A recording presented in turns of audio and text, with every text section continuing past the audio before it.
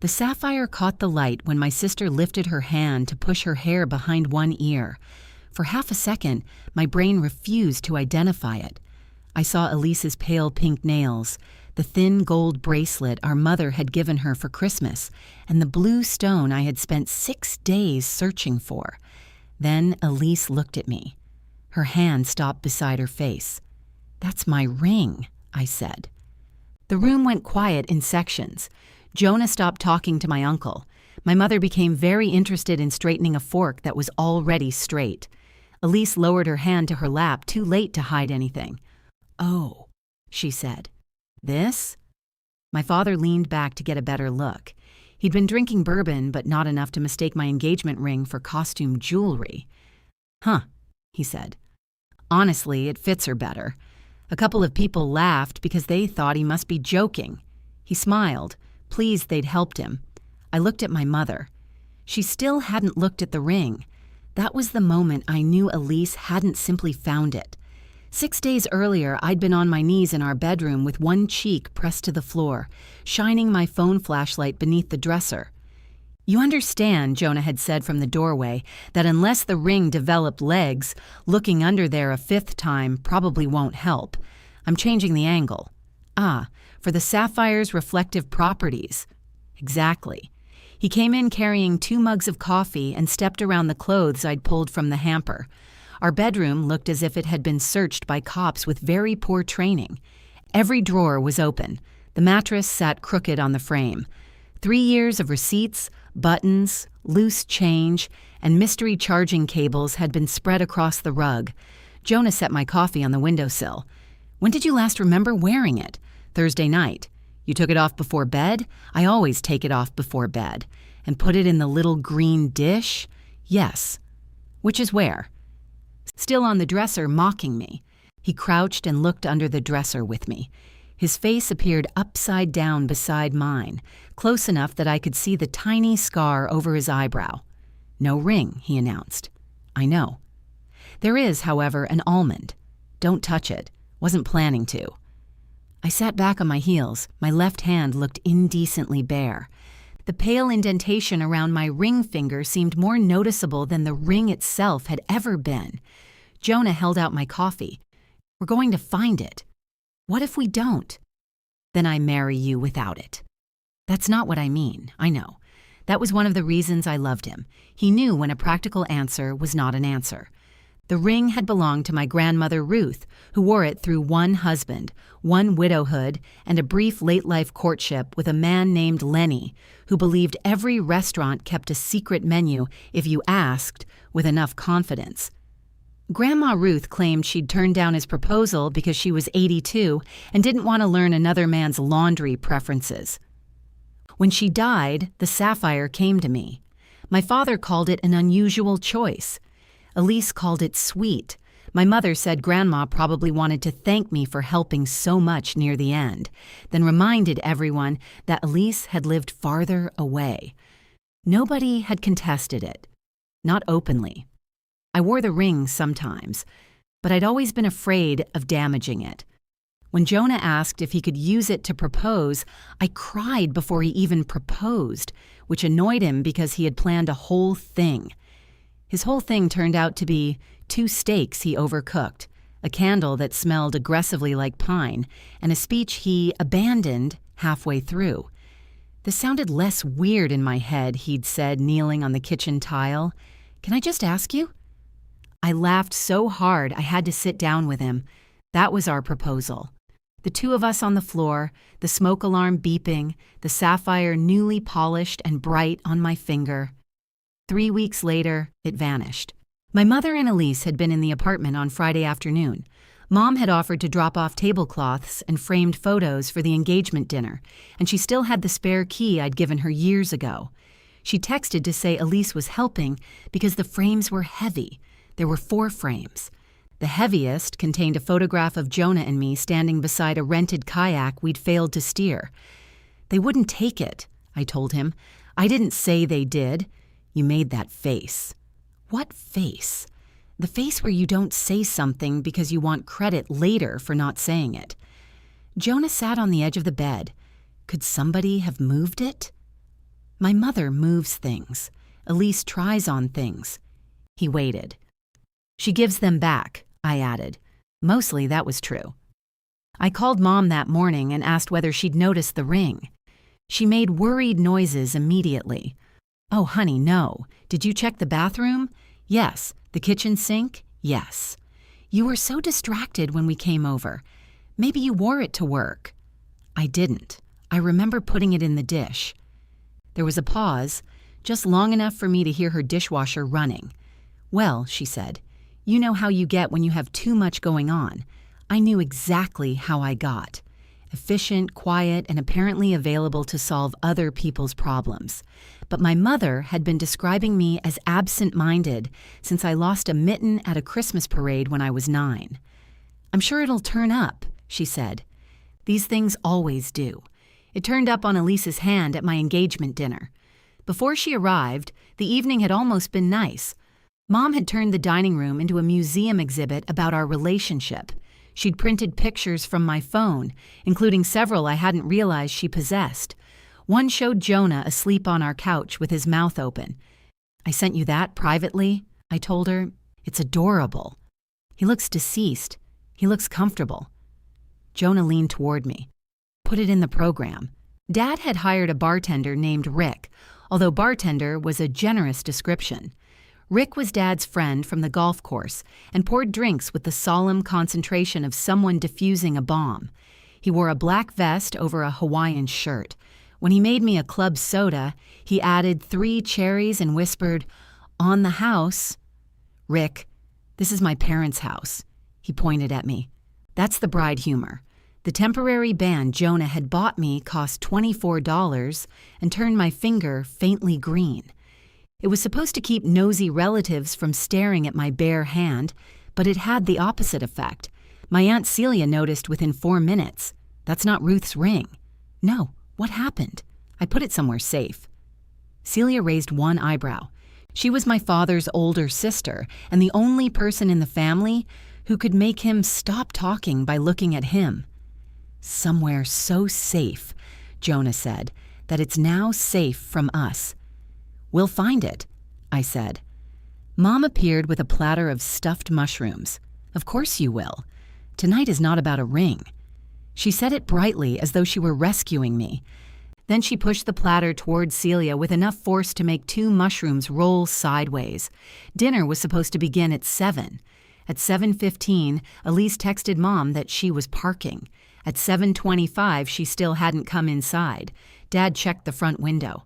That girl can make an entrance out of walking through a door. He sounded proud. Elise finally swept in wearing a cream-colored dress and carrying no coat despite the November cold. She kissed Dad's cheek, called Mom's table beautiful, and hugged me carefully enough not to disturb her hair. "Sorry," she said. "Cal and I had a thing." "A bad thing?" Mom asked. "Not now." Mom touched her arm. "Of course." Elise hugged Jonah next. "Congratulations again. You're very brave." So I'm told. Cal wasn't with her. He'd been included in the final head count, but Mom removed his plate without asking why. In our family, Elise's disappointments were allowed to remain atmospheric. Everyone adjusted around them without identifying the weather. She sat across from me. I didn't notice the ring immediately because she kept her left hand under the table. She ate 1 stuffed mushroom with her right hand. She lifted her wine glass awkwardly. When Aunt Celia asked whether she'd hurt herself, Elise said she had slept on her wrist wrong. Then Dad asked how Cal was, and she pushed her hair behind her ear. The sapphire flashed. "That's my ring," I said. After Dad told us it fit her better, Elise gave a small laugh. "Dad." "What?" "It does." Jonah's hand came to rest against my knee under the table. He didn't squeeze. He just left it there. "Take it off," I said. Elise glanced at Mom. "Mara, I can explain." "Great. Take it off while you explain." "I found it." "Where?" "By your dresser." "That's impossible. It was on the floor. I had my face on that floor." Uncle Dennis looked down at his plate. Rick, stranded behind the bar with a bottle in each hand, slowly pretended to read a bourbon label. Elise twisted the ring around her finger. Maybe you missed it, and then you wore it here? I was going to give it back. You passed me in the entryway. I forgot I had it on. You've been hiding that hand under the table. Her cheeks turned pink. Because I knew you'd react like this. My mother finally spoke. Can we please lower our voices? I looked at her. Did you know she had it? What matters is that it's been found. That wasn't my question. Mara, Dad said. Elise's eyes had filled. She could cry beautifully. No blotching, no running nose. Moisture simply gathered along her lower lashes like a cosmetic effect. I only wanted to try it, she said. I've always loved that ring, too. It isn't a sweater. I know that. It's my engagement ring. It was Grandma's first. There it was, quiet and clean. Dad exhaled as if I were exhausting him. She's not disputing that it's yours. She borrowed it. That's what sisters do. No, Aunt Celia said. It isn't. Mom shot her a look. Celia picked up her wine and drank. I held my hand out across the table. Give it back. Elise stared at my palm. Don't do this here, Mom murmured. Where would you prefer I do it? She said she'll return it. I'm asking her to return it. Dad put his glass down hard enough to splash bourbon onto the tablecloth. For God's sake, Mara, stop making everything so dramatic. It's a ring. Elise is having a difficult night. I almost laughed. Of course she was. Even at my engagement dinner, wearing the ring she'd taken from my bedroom, Elise had somehow become the person we needed to protect. I kept my hand extended. For the first time, she looked frightened. Not of me, exactly, but of the possibility that the old sequence had stopped working. Then my father said my name in the tone that had ended every argument since childhood. Mara. I turned to him, and for once, I didn't lower my hand. Elise looked at Dad, waiting for him to make me stop. He couldn't. He could embarrass me. He could raise his voice. He could tell every person in the room that I was selfish, cold, dramatic, ungrateful, or incapable of taking a joke. What he couldn't do was make my hand disappear. Give it to her, Aunt Celia said. Dad turned on her. Stay out of it. I've been trying to stay out of this family for 58 years. You people keep inviting me to dinner. Under any other circumstances, I would have laughed. Elise pulled at the ring. It didn't move past her knuckle. It's stuck, she said. Dad gave a humorless little snort. Maybe that's a sign. Frank, Mom said. It was the first time she'd sounded upset with him, instead of me. Hope rose in my chest so quickly that I hated myself for it. Then she said, You're not helping. Not that he was wrong. Not that Elise had stolen my ring. He simply wasn't helping. Elise twisted the sapphire again. I said it stuck. You got it on, I said. My fingers swell when I drink wine. You've had half a glass. Why are you monitoring my wine? I'm not. I'm looking at my ring. Jonah removed his hand from my knee. For one panicked second, I thought he was going to step in, but he only reached for the water pitcher. Cold water can help, he said. Elise stared at him. I know how rings work. Evidence is mixed. Aunt Celia coughed into her napkin. Mom stood. Come into the kitchen. We'll use soap. No, I said. She looked at me as if I'd slapped the table. Mara, we don't need everyone watching this. Everyone was already watching. Uncle Dennis had abandoned even the pretense of eating. My cousin Lauren was studying the family photographs on the wall with an intensity usually reserved for medical scans. Rick had set down both bottles and was polishing the same glass. I want her to take it off here. Elise's mouth opened. I searched for 6 days, I said. Jonah searched. I called the jeweler. I checked the trash. I thought I'd lost the one thing of Grandma's I couldn't replace. You watched me walk into this house without it, and you sat across from me wearing it under the table. So yes, I'd like to watch you take it off. Elise looked down. For a moment, she stopped performing. Her face went flat and tired, and I saw something older than guilt there. Resentment, maybe. Not because she had the ring, but because I was forcing her to give it back in front of witnesses. She put 2 fingers around it and pulled harder. The skin at her knuckle whitened. Mom hurried toward the kitchen. "Let me get oil." "I can do it," Elise snapped. She yanked once more, and the ring came free so suddenly it slipped from her fingers. It struck the edge of her plate with a sharp little click. My whole body flinched. The sapphire landed in a smear of mashed potatoes. Nobody moved. Then Rick whispered, "Jesus." Elise picked it up with her napkin. "It's fine." She held it toward me, wrapped in white linen like something dirty. I took it and wiped away the potatoes with my thumb. The stone was still there. The gold wasn't bent. One corner of the napkin caught briefly on a prong, and my stomach tightened, but it came loose. I slid the ring onto my finger. It was warm from her hand. That bothered me almost as much as seeing her wear it. "There," Dad said. "You got what you wanted." I looked at him. My mother's table was beautiful. She had spent days on it. Cream tablecloth, blue taper candles, eucalyptus woven between the serving dishes. Each place had a handwritten card with the guest's name. Mine said future Mrs. Hayes in Mom's looping script, even though I had told her I planned to keep Bennett. The cake in the corner had our names piped in gold. Mara Jonah. The ampersand was slightly crooked. Dad lifted his bourbon. "Can we please get back to celebrating?" I looked around the table at everyone who had been invited to celebrate me and understood that if I sat down, the evening would continue. Mom would bring out the roast. Dad would make a speech. Elise would disappear into the bathroom, and someone would be sent to comfort her. Probably me. "No," I said. Mom's face tightened. "No what?" "No, we can't get back to celebrating. Mara." She gave it back. She shouldn't have had it. We all understand that now. I understood it before. Dad shoved his chair away from the table.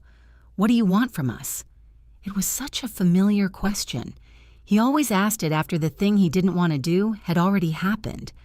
"What do you want from us?" As though expecting them not to hurt me was an unreasonable request that required careful negotiation. "I want to go home." Mom glanced at the food. "You haven't even eaten. I'm not hungry. You can't leave your own engagement dinner. I'm pretty sure I can." Jonah stood beside me. He didn't reach for my coat. He didn't announce that we were leaving together. He just stood, allowing the decision to remain mine. That made Dad angrier. "This is ridiculous," he said. "Your mother worked all week on this dinner." Mom gave him a wounded look, but she didn't contradict him. There it was. The transfer. Elise took the ring, Dad insulted me, and somehow I was about to hurt Mom. "I know," I said. "The table looks beautiful." Mom's lips trembled. "Then stay." I almost did. It wasn't guilt alone. It was habit, which was worse. I could already see the easier version of the next hour. I would sit. Mom would squeeze my shoulder while clearing plates. Elise would return after touching up her makeup. Dad would make a joke about installing a metal detector at the wedding. By dessert, everyone would behave as if the conflict had been resolved because I had remained available. Jonah glanced at me. He knew it too. "Thank you for coming," I told the table. "I'm sorry dinner ended this way." "You don't need to apologize to us," Aunt Celia said. Dad muttered something that sounded like, "Of course she does." I turned toward the entryway. Mom followed. "Mara." I kept walking. "Please don't leave like this." I stopped beside the coat closet and faced her. "How should I leave?" She blinked. "Tell me the correct way." "Quietly? Should I hug Elise first? Should I wait until you serve cake so nobody thinks I'm ungrateful?" "That's not what I said." "Then what are you asking me to do?" She lowered her voice.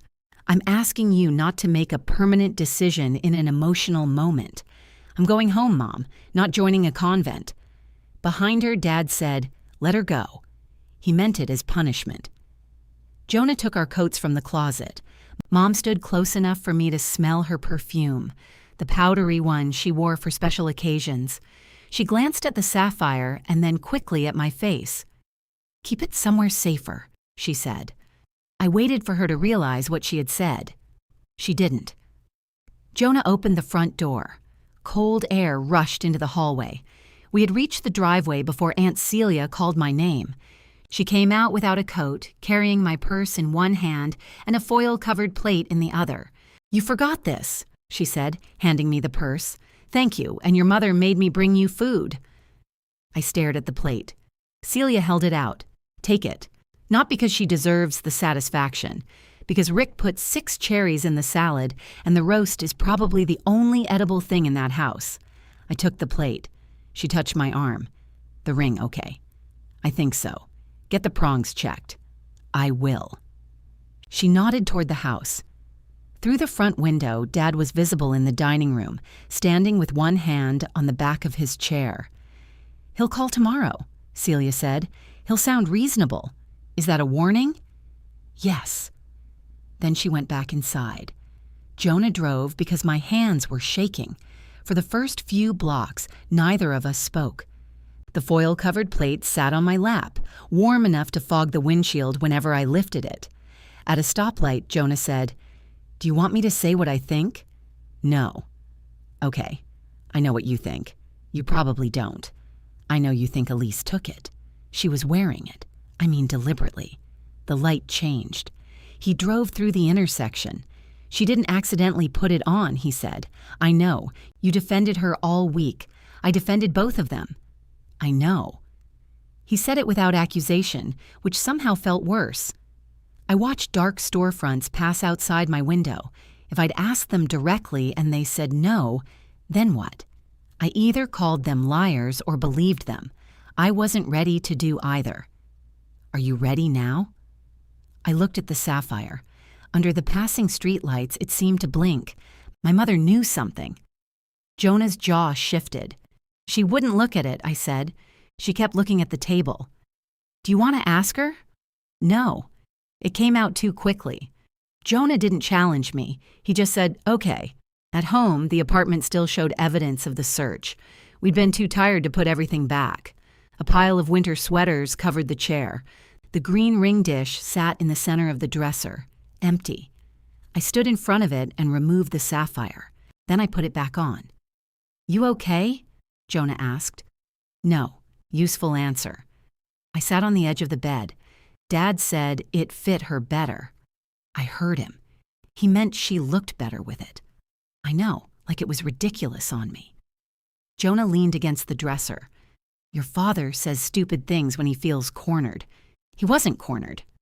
I was. Then he said it to put you back where he wanted you. I looked up at him. "That isn't better," he added. My phone began vibrating inside my purse. Once, then again, then a third time. I pulled it out. "Mom, please call when you're home. Elise."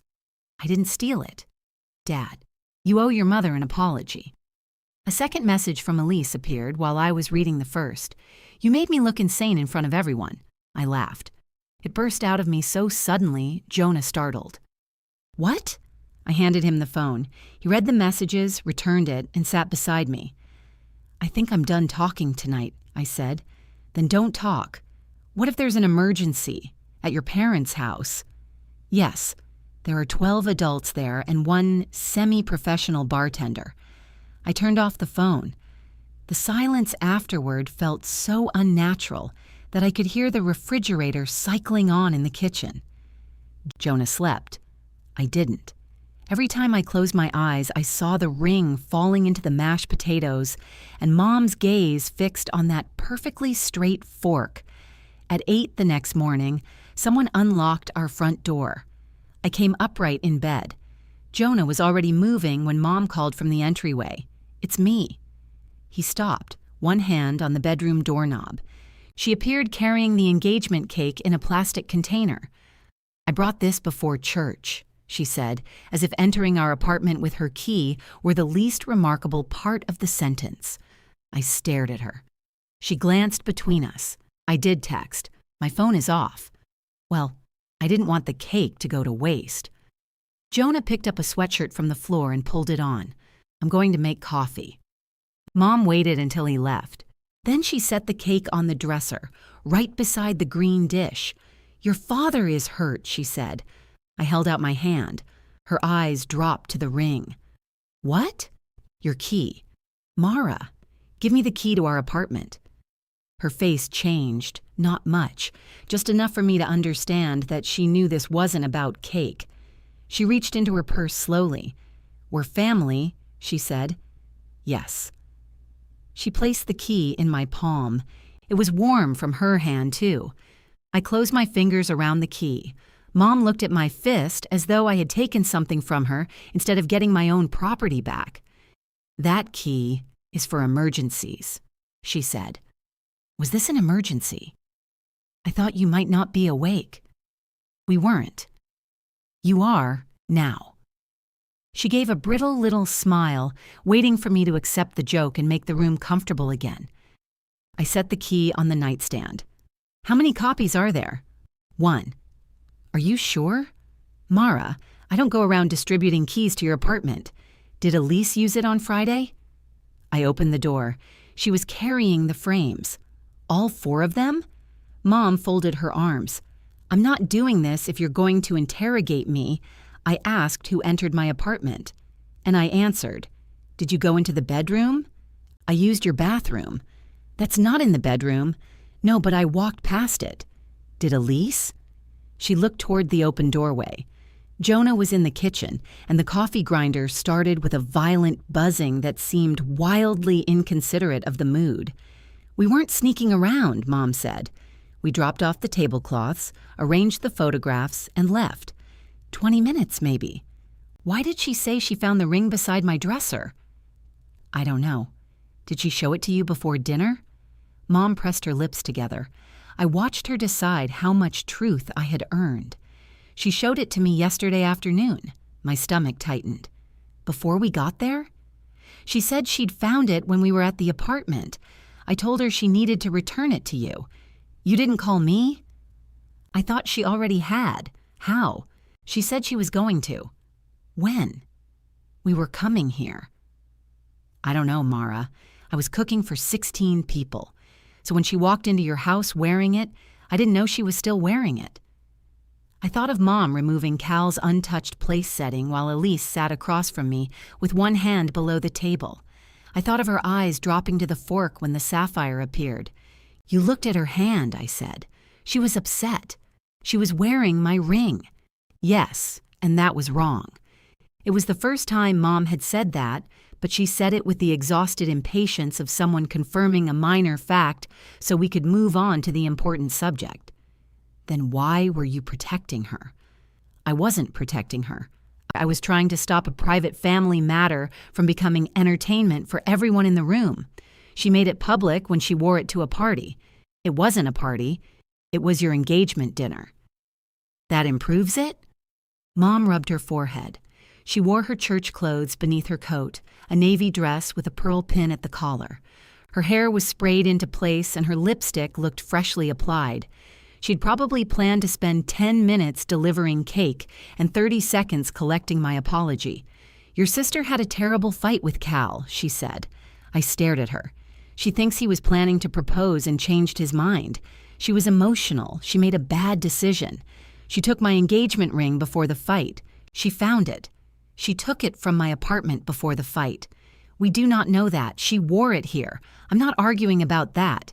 No, you're arguing around everything else. She glanced toward the kitchen again. I wish we could talk alone. Jonah lives here. I know he lives here. Then why do you keep acting like he's eavesdropping? Her expression sharpened. Because families sometimes say things differently in private. Things like what? Things that can sound worse if you don't understand the history. The coffee grinder stopped. In the quiet, I heard Jonah open a cabinet.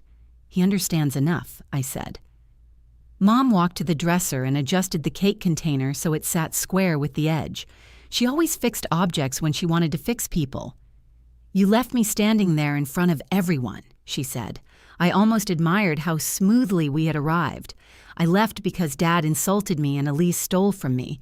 She borrowed something that belonged to her grandmother. It belongs to me. I know that. Do you?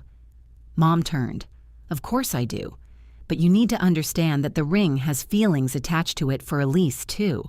So do the earrings you gave her last Christmas. If I take those, will you explain your feelings to her? That's different. Why? Because they're hers. We looked at each other.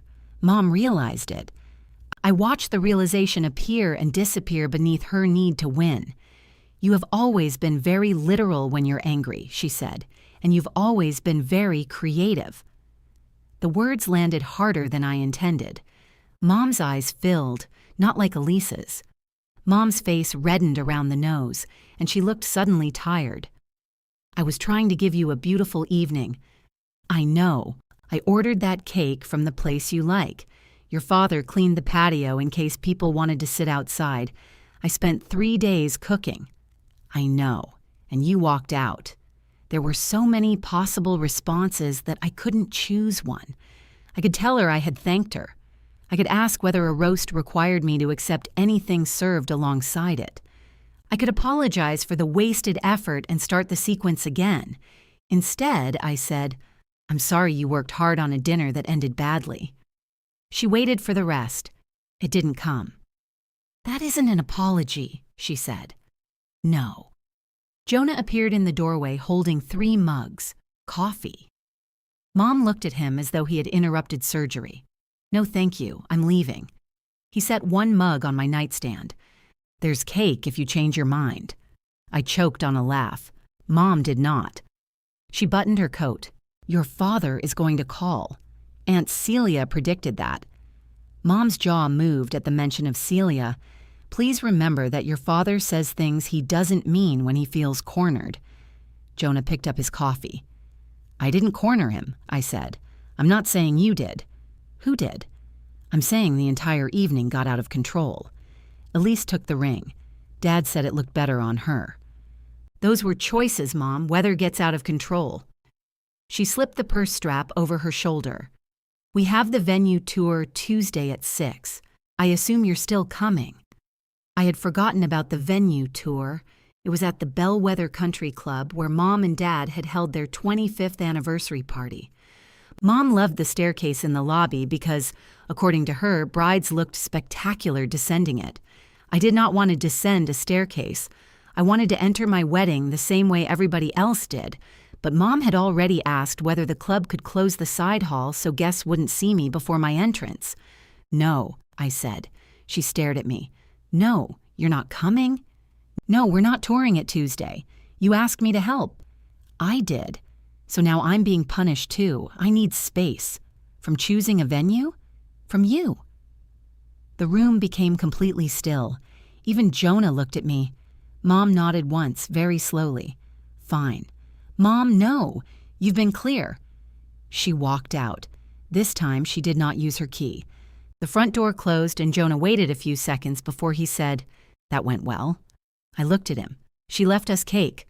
I think she lied to me. I think she lied badly. I sat up straighter. About what? He leaned against the doorframe.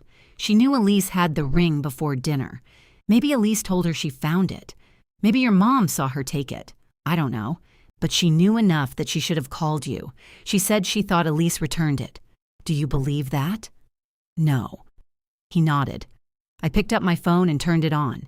It immediately filled with missed calls, messages, and notifications from the family group chat. Uncle Dennis had written, "Hope everyone got home safe." Lauren had responded with a thumbs up. Dad had posted a photograph of the untouched cake, followed by, "Some people are too upset to eat." Aunt Celia had replied, "Some people had roast in the car." The message had been deleted, but not before my phone displayed it. Elise had sent 7 private texts. The first 3 insisted she had found the ring. The next 2 accused me of enjoying the public confrontation. The 6th said Cal was ignoring her. The 7th read, "You always get to be the good one." I read that one twice. "What does that mean?" I asked. Jonah sat beside me. "I don't think she knows. She thinks I set her up. She wore your missing engagement ring to your engagement dinner." "Exactly. Who could set that up?" He took the phone gently from my hand and put it face down on the nightstand. "Eat something. I'm not hungry. You said that last night, and then you ate half the roast in bed. That was stress protein. Have some stress cake." We carried the container into the kitchen. Mom had packed nearly half of it, including the crooked gold ampersand.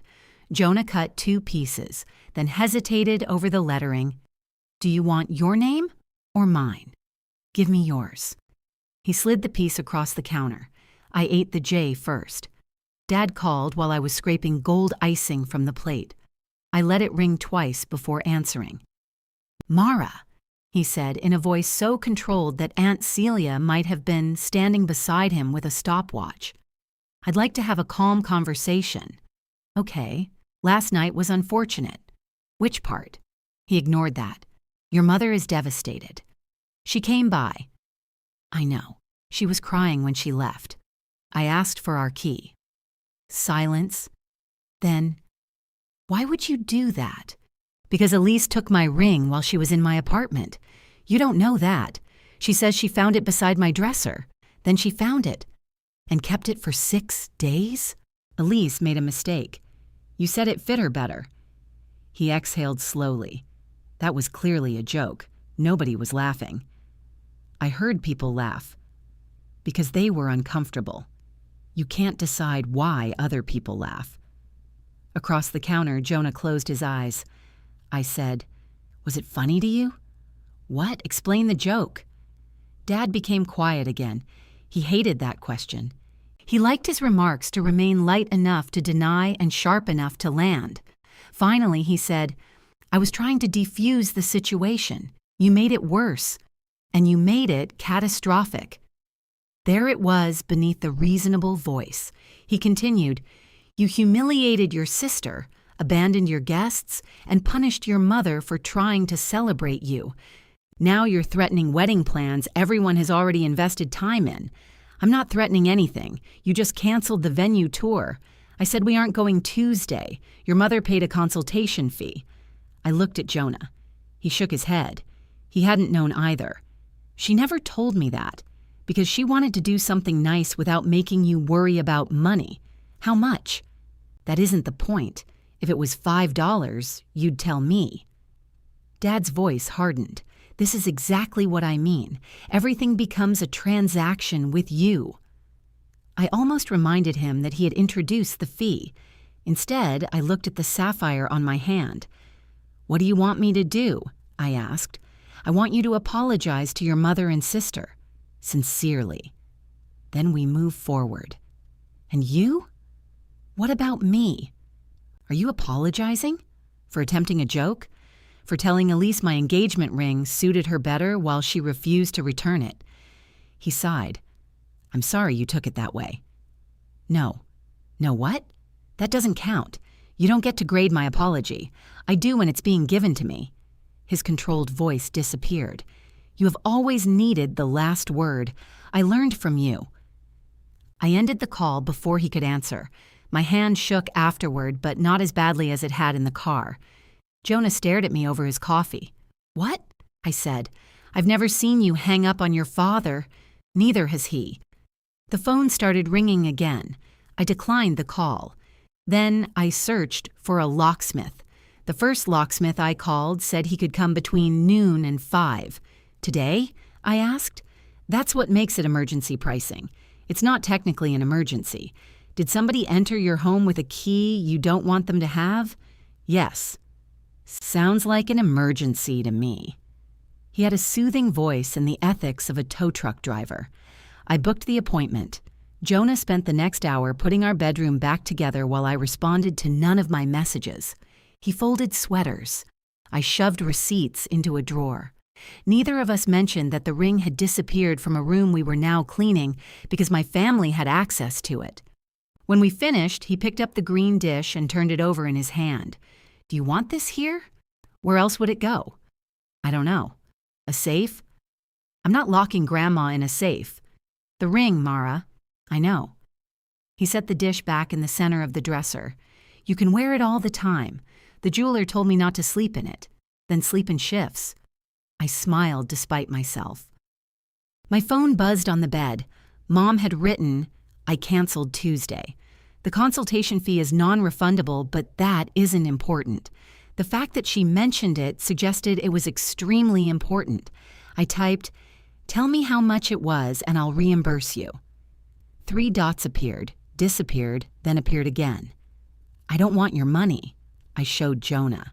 "Did you know there was a fee?" I asked. "No." She said it was a tour. I thought it was a tour. It sounds like we were about to buy a timeshare. He kept folding a towel that was already folded. "What?" I said. "Nothing. You're aggressively folding." He put the towel down. "Can I say something without it becoming a defense of your parents?" "Depends what you say. That sounds promising." I sat on the bed. He leaned against the closet door. "I don't want the bellwether." "I know. Do you?" "No." "Then why were we touring it? Because Mom wanted us to see it." "That isn't a reason. It's a reason to see it. Seeing isn't booking. Mara, she had a consultation fee. I didn't know that." "I know, but she also has a binder." My mother's binder had appeared 2 days after our engagement. It was cream-colored, with our names printed on the cover in gold vinyl. Inside were plastic sleeves, color samples, guest count worksheets, and an 8-page list of duties Mom had titled Bride's Family Responsibilities. Jonah's family had received half a page. "I didn't ask her to make the binder," I said. "You thanked her for making the binder. What was I supposed to do? Throw it away in front of her?" "No." "Then what? Tell her we weren't using it." I stared at him. "You didn't tell her that either." "You're right." His agreement stopped me faster than an argument would have. He sat beside me. "I let you handle her because she's your mother, but then you agree to things you don't want, and later you tell me we can change them, except somehow we never do. We haven't booked anything. We have a photographer. We like the photographer. We do. We also have a guest list of 126 people. 118. She added 8 cousins yesterday." "Okay, yes. I've never met most of them. I've met them. I just don't like them." He laughed once, then became serious again. "I don't want the wedding to turn into another place where you absorb whatever your family wants until there's no room left. That's a dramatic interpretation of a venue tour. I'm not talking about the tour." I twisted the sapphire around my finger. It moved easily over my knuckle. "What do you want?" I asked. "I want to get married to you." "That's evasive." "I learned from your mother." I gave him a look. He held up both hands. "Sorry, no, it was accurate." He lowered his hands. "I want 60 people, food that tastes good. No grand staircase, no one announcing us while we descend anything. Can we descend into dinner?" "That sounds ominous, but yes, I want Aunt Celia." "Obviously, I want my parents there." He nodded. "Okay, and Elise." He was quiet for half a beat too long. "What?" I said. "It's your sister." "That isn't an answer." "I don't know what I want with Elise yet, neither do I." "Then maybe we don't have to decide today." The locksmith arrived at 12:30, destroying his own reputation for vague scheduling. His name was Gary.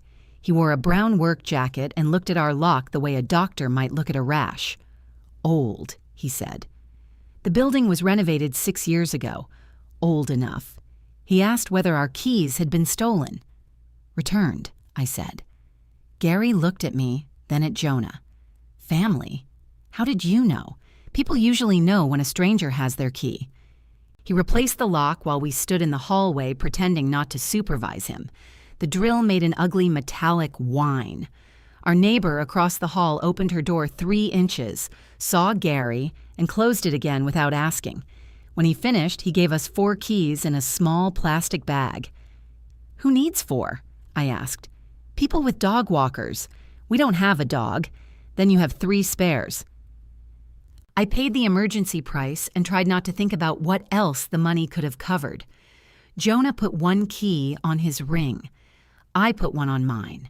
The other 2 went into the back of the kitchen junk drawer beneath expired coupons and a screwdriver that fit nothing we owned. No copy went to my mother. That afternoon, I left the sapphire with the jeweler who had repaired it for Jonah. He examined the prongs under a magnifying lens while I watched his eyebrows for bad news. "Looks fine," he said. "It hit a plate." "What kind?"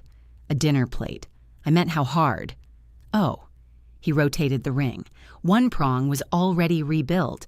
"Everything's secure." I'll clean it and check the setting properly. You can pick it up tomorrow. I hesitated before releasing it. He noticed. Or you can wait. How long? 20 minutes. We'll wait, Jonah said. We sat in 2 velvet chairs beside a display of wedding bands. A couple across the room was discussing widths with the solemnity of treaty negotiations. Jonah picked up a catalog. Do you still want a band? Yes. Good. You thought I didn't? I thought maybe the ring would feel different now. It did. I just didn't want to give Elise that, too. The ring didn't do anything, I said. No. Grandma gave it to me. You proposed with it. That's what it means. He nodded and opened the catalog. When the jeweler returned it, the sapphire was cool and spotless. I put it back on before we left the store. Elise called that evening. I declined it. She called again. I declined that one too. Then she texted, "Please, I need to explain something." I stared at the message until Jonah said, "You don't have to answer." I know. The phone rang a 3rd time. I answered. What?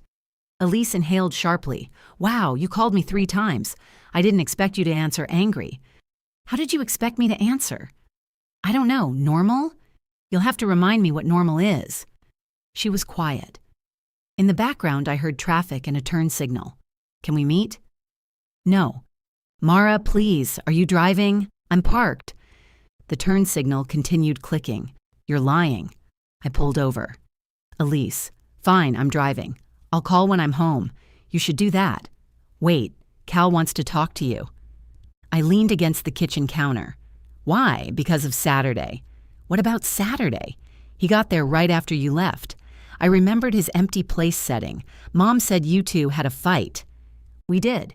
Then he came because he felt bad. Everybody was still there and Dad was mad and Aunt Celia kept saying things.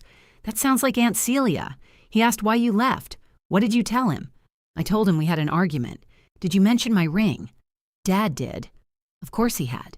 Dad could deny an injury and describe it in detail at the same time. Elise's turn signal stopped. Cal is making it into something it wasn't. What does he think it was? He thinks I stole from you. You did. I found the ring. You found it in my bedroom and kept it. I borrowed it. You didn't ask. That isn't stealing. It isn't borrowing. She sighed my name. Can you not do this right now? You called me. I'm asking for help. Those words had moved me across cities, out of meetings and away from dinners. They had put Elise in my passenger seat with mascara on her collar after breakups she initiated. They had filled my storage closet with boxes she planned to retrieve and my credit card with charges she promised to repay. What help? I asked. Tell Cal it was a sister thing. I laughed, but nothing about it was funny. What does that mean? It means we share clothes. We've always borrowed from each other. I have never entered your bedroom, taken jewelry, watched you search for it, and then worn it to your engagement dinner. You keep phrasing it in the worst possible way. I'm phrasing it in the order it happened.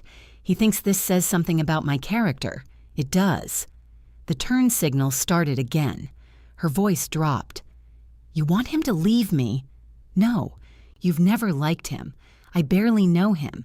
You cancel every time we invite you both. Because you and Jonah are so uncomfortable together. We are not uncomfortable together. You're domestic. It makes people feel judged. I looked around our kitchen. A cabinet door stood open. 2 mugs sat in the sink beside a pan soaking in cloudy water. If this was moral superiority, it needed better lighting. I'm not talking to Cal, I said. You don't even have to lie. Just tell him I gave the ring back. After I held my hand out in front of 16 people. He doesn't need that part. He was in the house. He already knows that part. Then tell him we're okay. We're not. She went silent. For a moment, all I could hear was the low sound of her engine.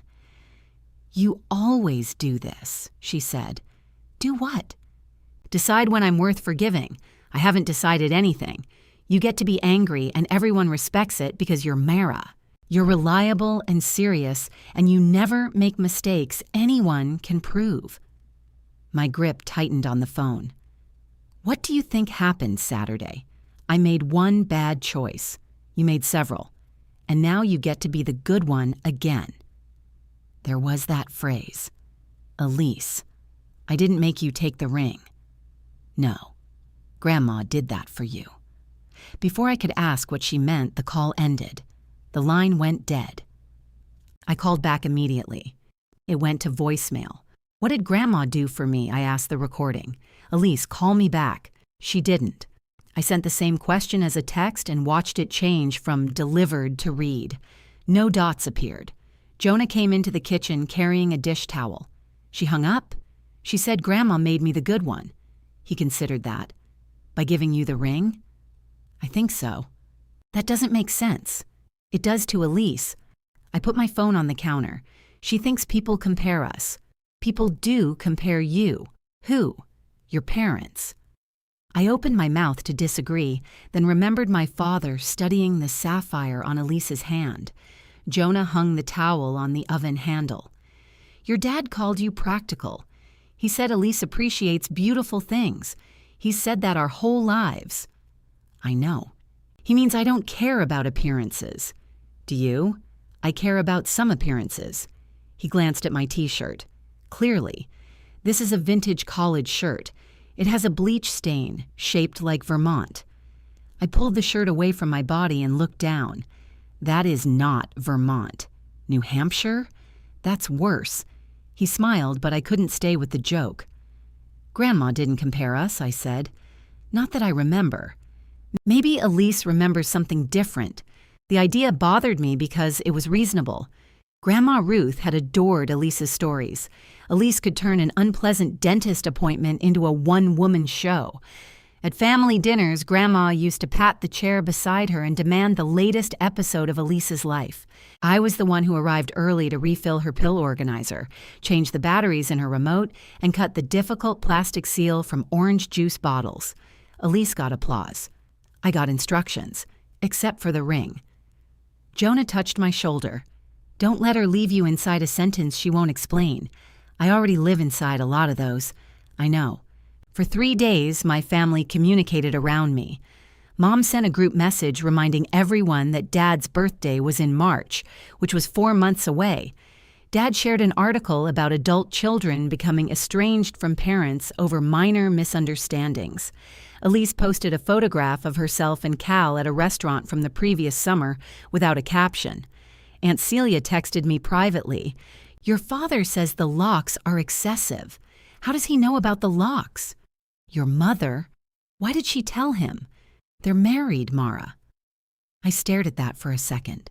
Celia added, not defending it, just answering the question. Mom did not mention the venue again. She also didn't tell me the amount of the consultation fee. When I called the bellwether myself, the coordinator said there had never been a fee for tours. "There is a refundable planning deposit if you hold a date," she said. "Did Susan Bennett hold one?" "I can't discuss another client's account. I'm the bride." There was a short pause. Then the coordinator said, "May 23rd? That was the date Mom preferred. Jonah and I hadn't chosen a date. "No," I said. "I'm not booking anything today, thank you." I hung up before she could say more. It wasn't a fortune. It wasn't even necessarily money we would lose. Mom could release the hold. What unsettled me was how far the plan had advanced while she kept calling it a tour. I didn't tell Jonah immediately. That was habit, too. I told myself I wanted all the facts first. I would call Mom, figure out whether she had actually paid anything, then explain it calmly. What I wanted was to delay the look Jonah would give me, the one that said the binder wasn't just enthusiasm. He found out that evening because the bellwether coordinator emailed both of us a brochure addressed to Susan, Mara, and Jonah. "May 23rd? He asked from the couch. I stood in the kitchen opening mail. Mom may have put a temporary hold on it. "You knew?" "I called today." He lowered his laptop. "Why didn't you tell me?" "I was going to." "When?" "After I talked to her." "Why does she get the conversation before I do?" "She doesn't. She did with the guest list." "That's not fair." "She added people. You discussed them with her. Then you brought me the revised number. I removed 5. I didn't know there were 8. I set the envelopes down. One was a coupon from a furniture store, but I had been opening it like it contained state secrets. "I'm trying to untangle this," I said. "I know. But you keep untangling privately and handing me the part you've decided I'm allowed to see." My chest tightened. That sounds ugly. It feels ugly. He wasn't angry in the loud way my father was. Jonah became precise when he was angry. Each sentence arrived clean-edged and impossible to dismiss as a mood. "I'm not hiding things from you," I said. "You hid this for 5 hours. You made a choice for 5 hours." I looked at the brochure on his screen. A bride descended the famous staircase while guests smiled up at her from below. "Do you want to cancel the wedding?" I asked. His face changed. "No, because if this is too much," I said, "I don't want the bellwether. I didn't say I don't want you." "I know." "Do you?" I put both hands on the counter. He closed the laptop. "I need you to stop offering yourself as the thing we can sacrifice whenever there's conflict. That isn't what I did. You jumped from your mother, put a hold on a venue, to maybe we shouldn't get married. I was asking. You were trying to get there before I could." I looked away. He stood but didn't come closer. "I'm not leaving, Mara. But I'm also not going to smile through a wedding neither of us chose, because saying no to your mother makes you feel cruel." My phone rang. Mom's name appeared on the screen. Jonah laughed once, without humor, and walked toward the bedroom. "I'm sorry," I said. He stopped. "I should have told you when I called," I said. "I knew that." He looked back at me. "Answer her." It wasn't permission. It was exhaustion. Mom called twice more before I picked up. "I need you to come over," she said. "Is something wrong? My surgery is in 11 days and we need to discuss the schedule." Her shoulder surgery had been planned for more than a month. She had damaged a tendon reaching behind the dryer for a sock, which she considered an insulting way to require an operation. What schedule? The recovery schedule. "I thought Dad was taking care of you." "He is." "But you know your father." "Yes. He's an adult." "Mara, what do you need?" "I don't want to do this over the phone." I almost said no. Then she added, "Elise is coming too." That surprised me enough to agree. Mom's dining room had been restored to normal when I arrived the next evening. The candles were gone. So were the photographs and the handwritten place cards. The cream tablecloth had been replaced by a plastic one patterned with lemons. The planning binder sat closed on the sideboard. Dad was at the head of the table with a printed calendar. Mom had made coffee. Elise arrived 12 minutes late carrying a smoothie and avoided looking at my ring. "Thank you all for coming," Mom said. "It sounds like a shareholders' meeting," Elise muttered. Dad ignored her. "Your mother will be unable to use her right arm for several weeks." "It's my left," Mom said. "Whatever. The point is, she'll need help." He slid the calendar toward me. My name was written across the first 7 days. I looked up. "What is this?" "The week after surgery," Mom said. "I can see that." "We thought you could stay here," Dad said, "just until she's comfortable being alone." "I'm not taking a week off work. No one said take a week off. You can work from here." "I can't. You have a laptop. That isn't how my job works." Elise sipped her smoothie. I looked at the calendar. My duties had been divided by color: meals in blue, medication in red, appointments in green. There were even 2 grocery trips. "What are you doing?" I asked Dad. "I'll be here." "Doing what?" His face hardened. "Taking care of my wife."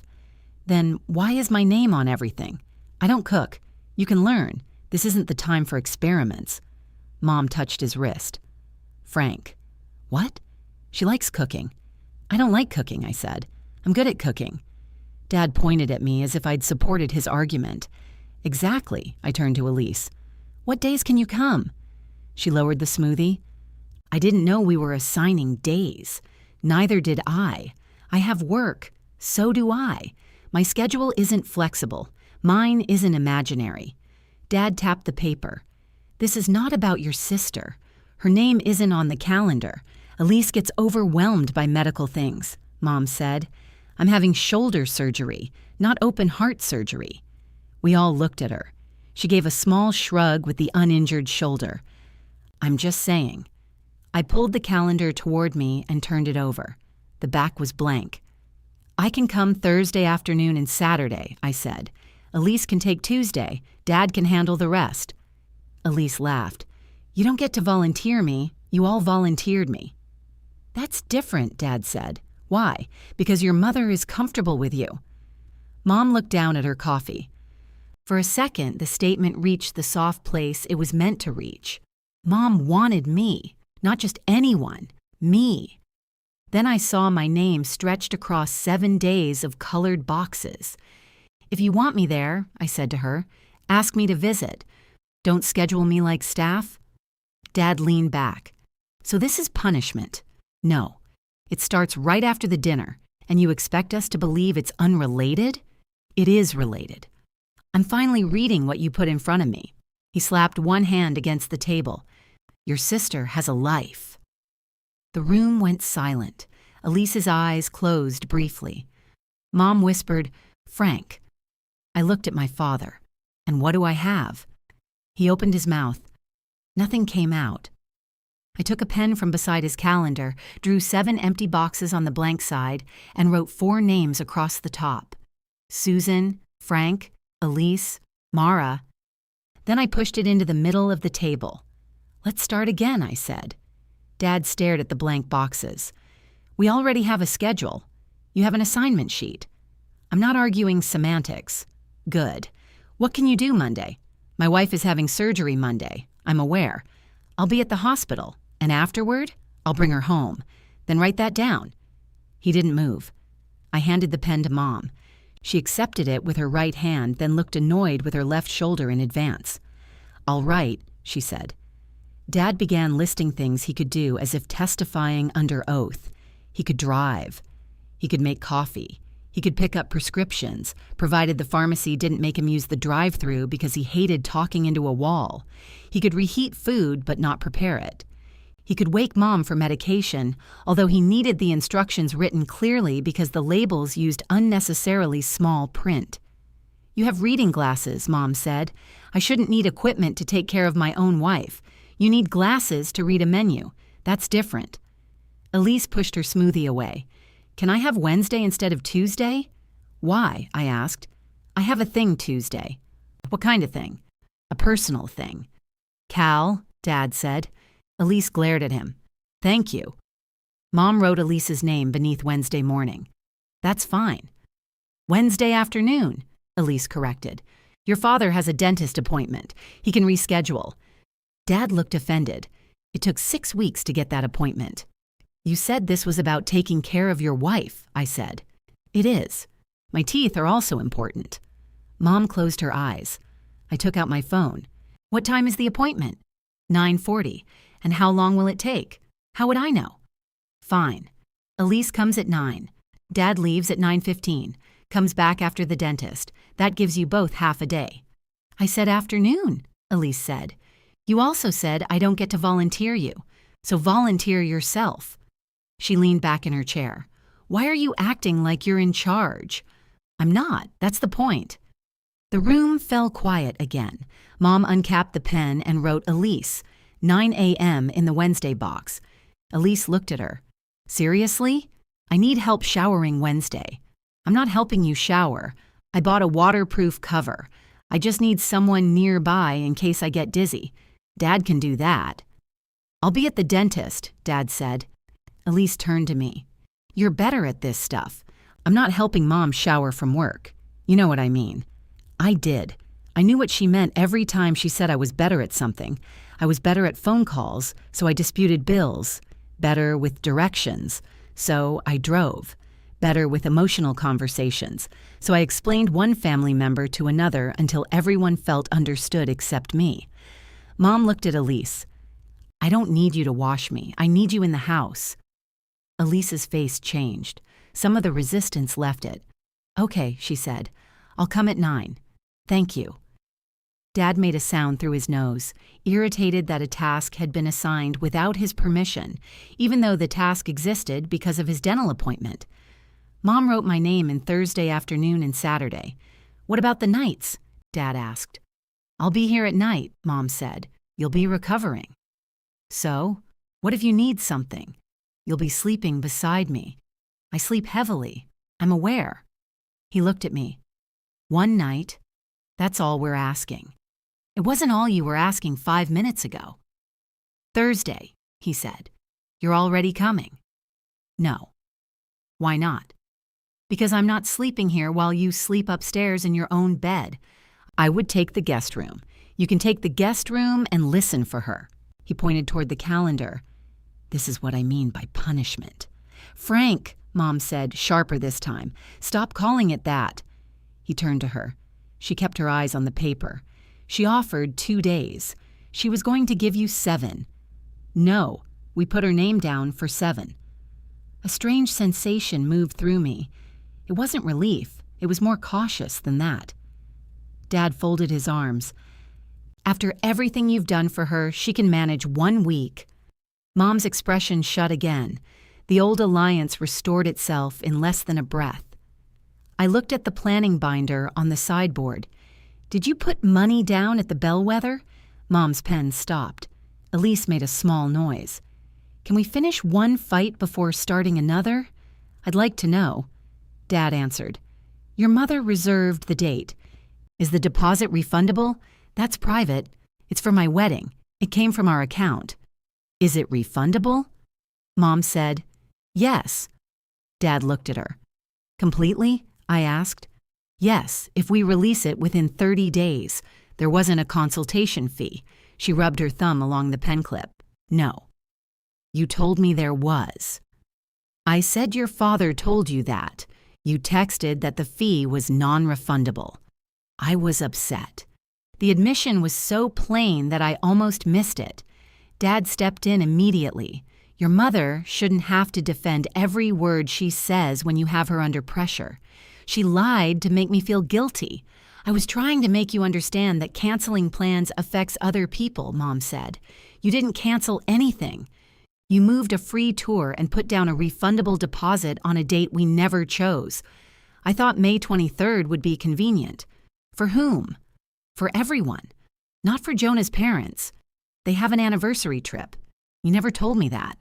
I never told you to pick a date. Elise stood and picked up her smoothie. I'm leaving. Mom looked up. We haven't discussed meals. Order food. That was Mara's suggestion, Dad said, as if ordering food were a radical political position. Elise shoved her chair in. Great. Then listen to her. She headed toward the entryway. What about Wednesday? Mom called. I said I'd be here. The door closed. Dad stared at the calendar. She won't. Mom's mouth tightened. I thought she might defend Elise. Instead, she wrote Frank beneath Wednesday afternoon. Release the date, I said. Her hand stopped again. Please, I added. She looked at the binder, then at me. Is that what Jonah wants? It's what we want. You were excited about the bellwether. I said the staircase was pretty. You said spectacular. That's your word. Dad sighed. Now we're litigating adjectives. Mom's face had gone still in the way it did when she was hurt too deeply to cry in front of us. I could see the effort she had put into the binder. The tabs were color-coded. A ribbon bookmark hung from the bottom. She had been happy. That didn't make it ours. Release the date, I said again.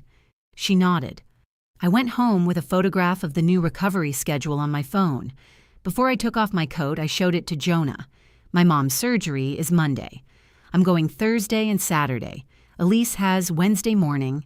Dad has everything else. He studied the photograph, and I told Mom to release the bellwether date. I added, the deposit is fully refundable. There was no consultation fee. His eyes lifted to mine. She lied? She admitted she was upset. That isn't the same as admitting she lied. No. I hung my coat over the back of a chair instead of putting it away. I also should have told you yesterday when I called the club. Yes. I waited. He set my phone on the counter. Thank you for telling me now. That's it? What do you want, a sticker? Maybe. We're out. I stepped closer. I'm sorry. His face softened, but only a little. I know you're not trying to keep me outside. I do it anyway. Sometimes. My mother thinks private conversations are how you protect family. And what do you think? I looked at the new key on my ring. I think privacy and secrecy aren't the same thing. That sounded rehearsed. I had a long drive. He wrapped one arm around my waist. Are we okay? I don't know. Are we? Yes. But I'm still annoyed. Same. That's romantic. We could put it in our vows. He kissed my forehead. We spent the rest of the evening making a wedding list without calling it a wedding list. 60 names became 57 after we remembered 2 people had divorced, and neither would attend if the other was invited. We wrote down restaurants we liked. Jonah drew a thick line through Grand Staircase and added no Hawaiian shirt bartenders. Rick was delightful, I said. Rick was hammered by dessert. He was off duty. He was never on duty. For the first time since the engagement dinner, planning felt like imagining a day instead of negotiating an occupation. On Monday morning, Dad texted the family group from the surgical waiting room. Your mother is in good spirits. 3 minutes later, Mom sent a selfie in a hospital gown looking furious. I'm not in good spirits. Your father ate in front of me. Elise responded with a laughing face. I wrote, Love you. Call when you're awake. The operation went well. Dad called at 3 to tell me the surgeon had used some kind of anchor, then admitted he hadn't listened to the explanation because the coffee machine had taken his dollar. Did you get the written instructions? I asked. They're in a folder. Read them before you leave. I know how to take someone home. That's not what the instructions are for. He became offended, but he read them. Mom called that evening sounding sleepy and embarrassed. I'm fine, she said. You don't sound fine. I sound medicated. That too. Your father made eggs. I sat upright on the couch. He cooked? He used every pan we own, but yes. In the background, Dad said, They didn't stick. Mom lowered her voice. They stuck. I smiled. Do you need anything? No, I just wanted to hear your voice. The answer caught me unprepared. I'm here, I said. I know. We stayed on the phone for another minute without discussing the dinner, the key, or the venue. When we hung up, I felt the old pull to drive over anyway. I didn't. Wednesday morning at 9:23, Mom called while I was in the middle of a meeting. I declined it. She called again. I stepped into the hallway and answered. What's wrong? Elise isn't here. Did you call her? She says she's on her way. Then she's on her way. She was supposed to be here at 9. I checked the time. Dad hasn't left yet, has he? He's pacing because he'll be late to the dentist. Then you aren't alone. No. Do you need medical help? No. Are you in pain? The normal amount. Then I have to go back to work. Her voice became smaller. I thought you might come. I closed my eyes. I'm scheduled tomorrow, I know. I just thought, since your sister, Mom. She stopped. Dad can reschedule the dentist or Elise can get there. Those are the options. There was a long silence. Then Dad took the phone. This is unbelievable, he said. What is? Your mother needs you. She needs someone in the house. You're in the house. I have an appointment. Then decide which matters more. You're 40 minutes away and you're standing beside her. He hung up. At 10:12, Mom texted the group. Elise is here. At 10:17, Elise sent me a private message. I hope you're happy. Everyone treats me like I'm useless now. I looked at it until the screen went dark. Then I went back into my meeting. The meeting had moved to a different slide while I was gone. I sat down, opened my notebook, and realized I had no idea what anyone was discussing. My phone lay face down beside my elbow. For the next 20 minutes, I could feel Elise's message beneath it. I hope you're happy. The sentence was an accusation and a request. She wanted me to answer that I wasn't happy, that she wasn't useless, that Dad had overreacted and Mom's expectations were unreasonable. She wanted me to restore her position without changing mine. I wrote, I don't think you're useless. Then I deleted it. I wrote, Being expected to show up doesn't mean people think you're useless. That sounded like something printed beneath a mountain on an office poster. I deleted that too. Finally, I put the phone in my bag without responding. Mom was asleep on the couch when I arrived Thursday afternoon. Her left arm was strapped into a black sling, and a row of pillows had been arranged around her like fortifications. Dad sat in the recliner watching a home renovation show with the volume low. "You're early," he said. "It's 4:10. You said, "Afternoon." That is afternoon. I thought you meant after work. I left early. His eyebrows rose, as though I'd accidentally proven him right about my availability. I set a grocery bag on the counter. "How is she?" Demanding. From the couch, Mom said, "I'm awake." Dad didn't look at her. "She won't take the pain pills. They make me nauseated. You can't complain about pain if you refuse the medication. I can do both. I'm injured." She opened one eye and saw me. "Hi, honey." The warmth in her voice pulled at me. "Hi." I kissed her forehead. Her skin felt cool. A half-empty glass of water sat on the coffee table beside a bowl containing 3 saltines and 1 bite of scrambled egg. "Have you eaten?" Dad pointed toward the bowl.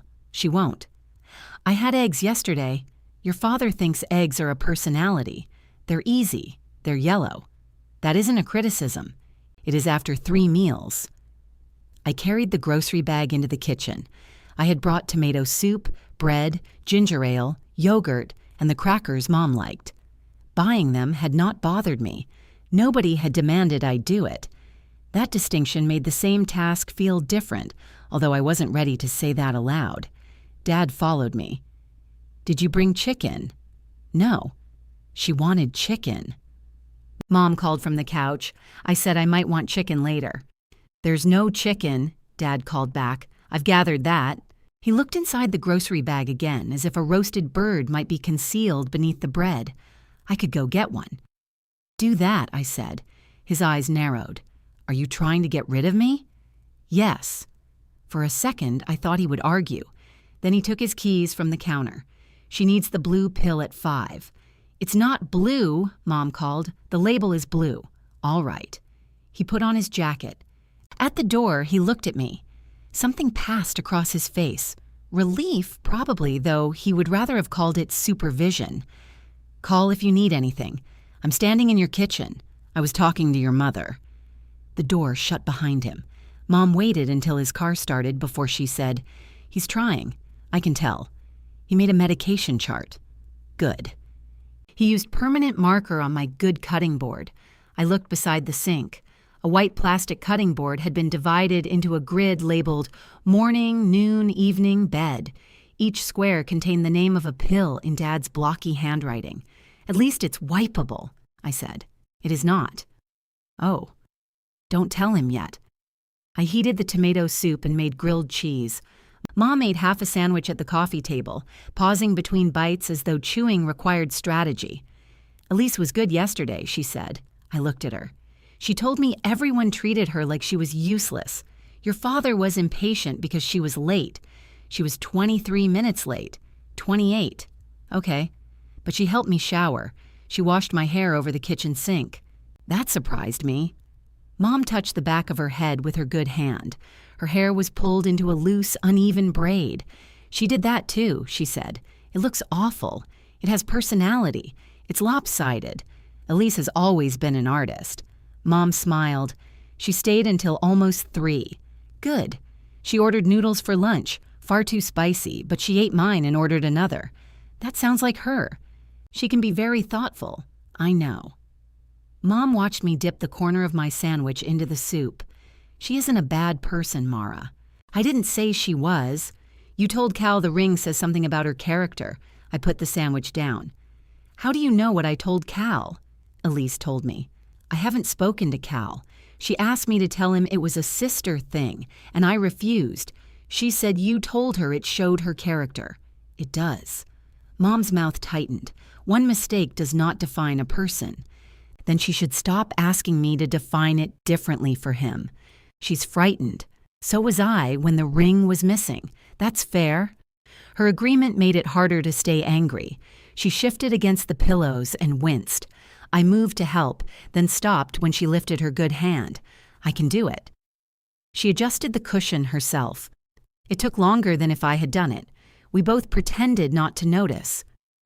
Cal hasn't ended things, she said once she was settled. He says he needs time. That's between them. He was planning to propose soon. Did he tell her that?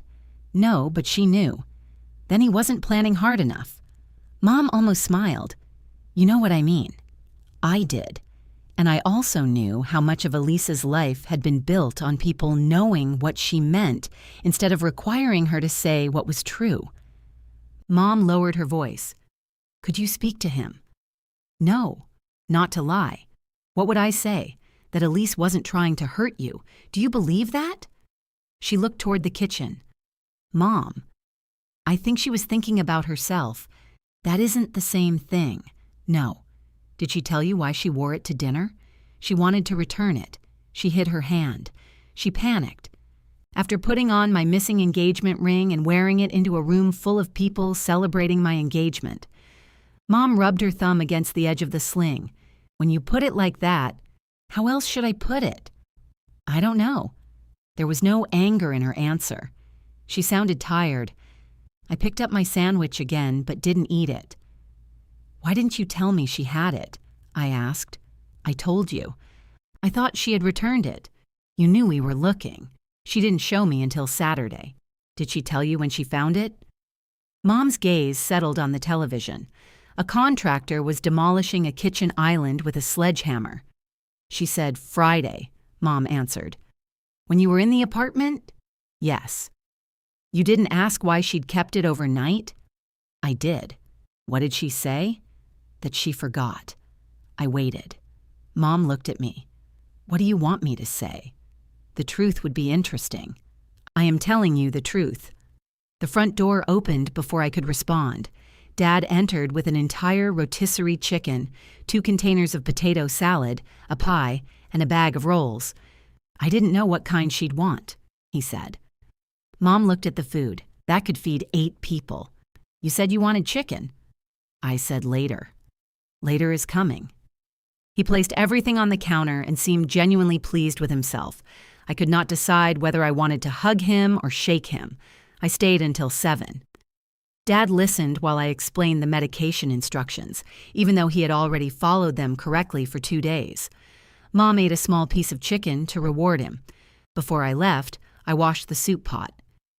You don't have to do that, Mom said. I know. Dad dried it and put it away. That felt almost normal, which was dangerous. Normal made me want to erase the rest. At the door, Mom called, I'll see you Saturday. Yes.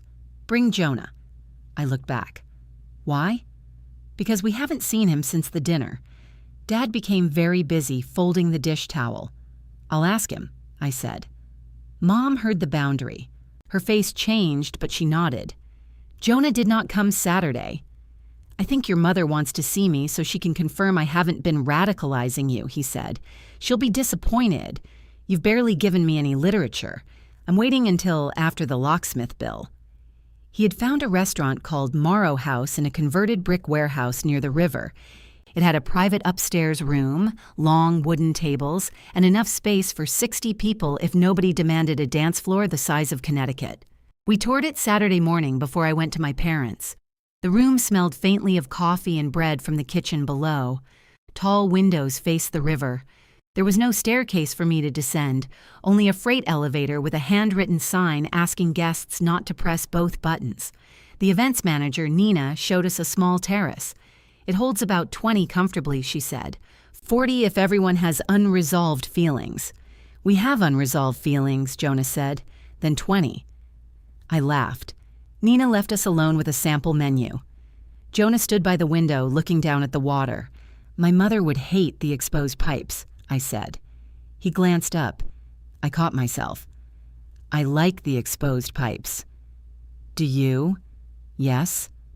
I do too. We put down a deposit we could afford ourselves. The date was 3 weeks later than the bellwether hold, which meant checking whether our photographer could move. If not, we would lose part of that deposit. The smaller room also meant cutting the guest list again. None of it was free. It still felt like hours. Mom noticed the folder beneath my arm the moment I entered her house. "What's that?" I set it on the counter. We looked at a venue. Her expression brightened automatically. "Where?" "Morrow House." The brightness disappeared. "The restaurant?" "Yes. For the rehearsal dinner. For the wedding." Dad looked up from the medication board. Mom stared at me. "You booked it?" "We did." "Without seeing the bellwether?" "Yes." "Without telling me?" "I'm telling you now. That isn't the same thing." "No." Her eyes moved toward the sideboard where the cream binder still sat. "I thought I was helping you plan," she said. I took off my coat. "You were," I said, "but you aren't anymore." Mom's hand moved instinctively toward her sling, then stopped before touching it. "Why not?" she asked. "Because we want to plan it ourselves. I was helping. You reserved a date we didn't choose. It was temporary. You added people to our guest list. Their family. You told Dad there was a non-refundable fee when there wasn't." Her eyes flicked toward him. Dad pushed himself out of the recliner. "You don't need to list charges like she's on trial." She asked why. No, she asked why she isn't allowed to help with her daughter's wedding. "I am her daughter." "Then start acting like it." The room went quiet. Mom closed her eyes. Dad looked as if the words had escaped without authorization, but instead of pulling them back, he folded his arms. "How am I supposed to act?" I asked. "Like this family matters to you." "I'm here."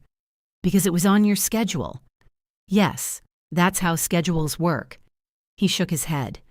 "Everything with you now is a boundary, a schedule, a rule. You changed your locks.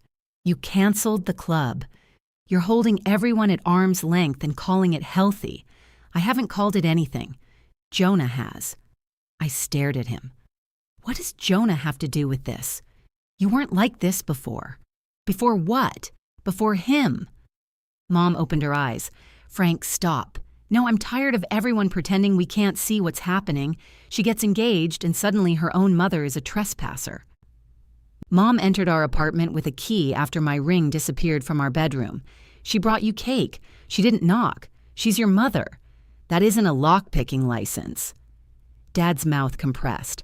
From the couch, Mom said, "Jonah didn't ask you to change the locks, did he?" "No." "Did he tell you to cancel the bellwether?" "No."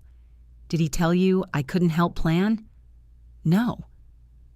Each answer seemed to make her sadder. "Then why?" she asked. I looked at the binder on the sideboard. "Because I don't trust you to hear a preference without turning it into a delay.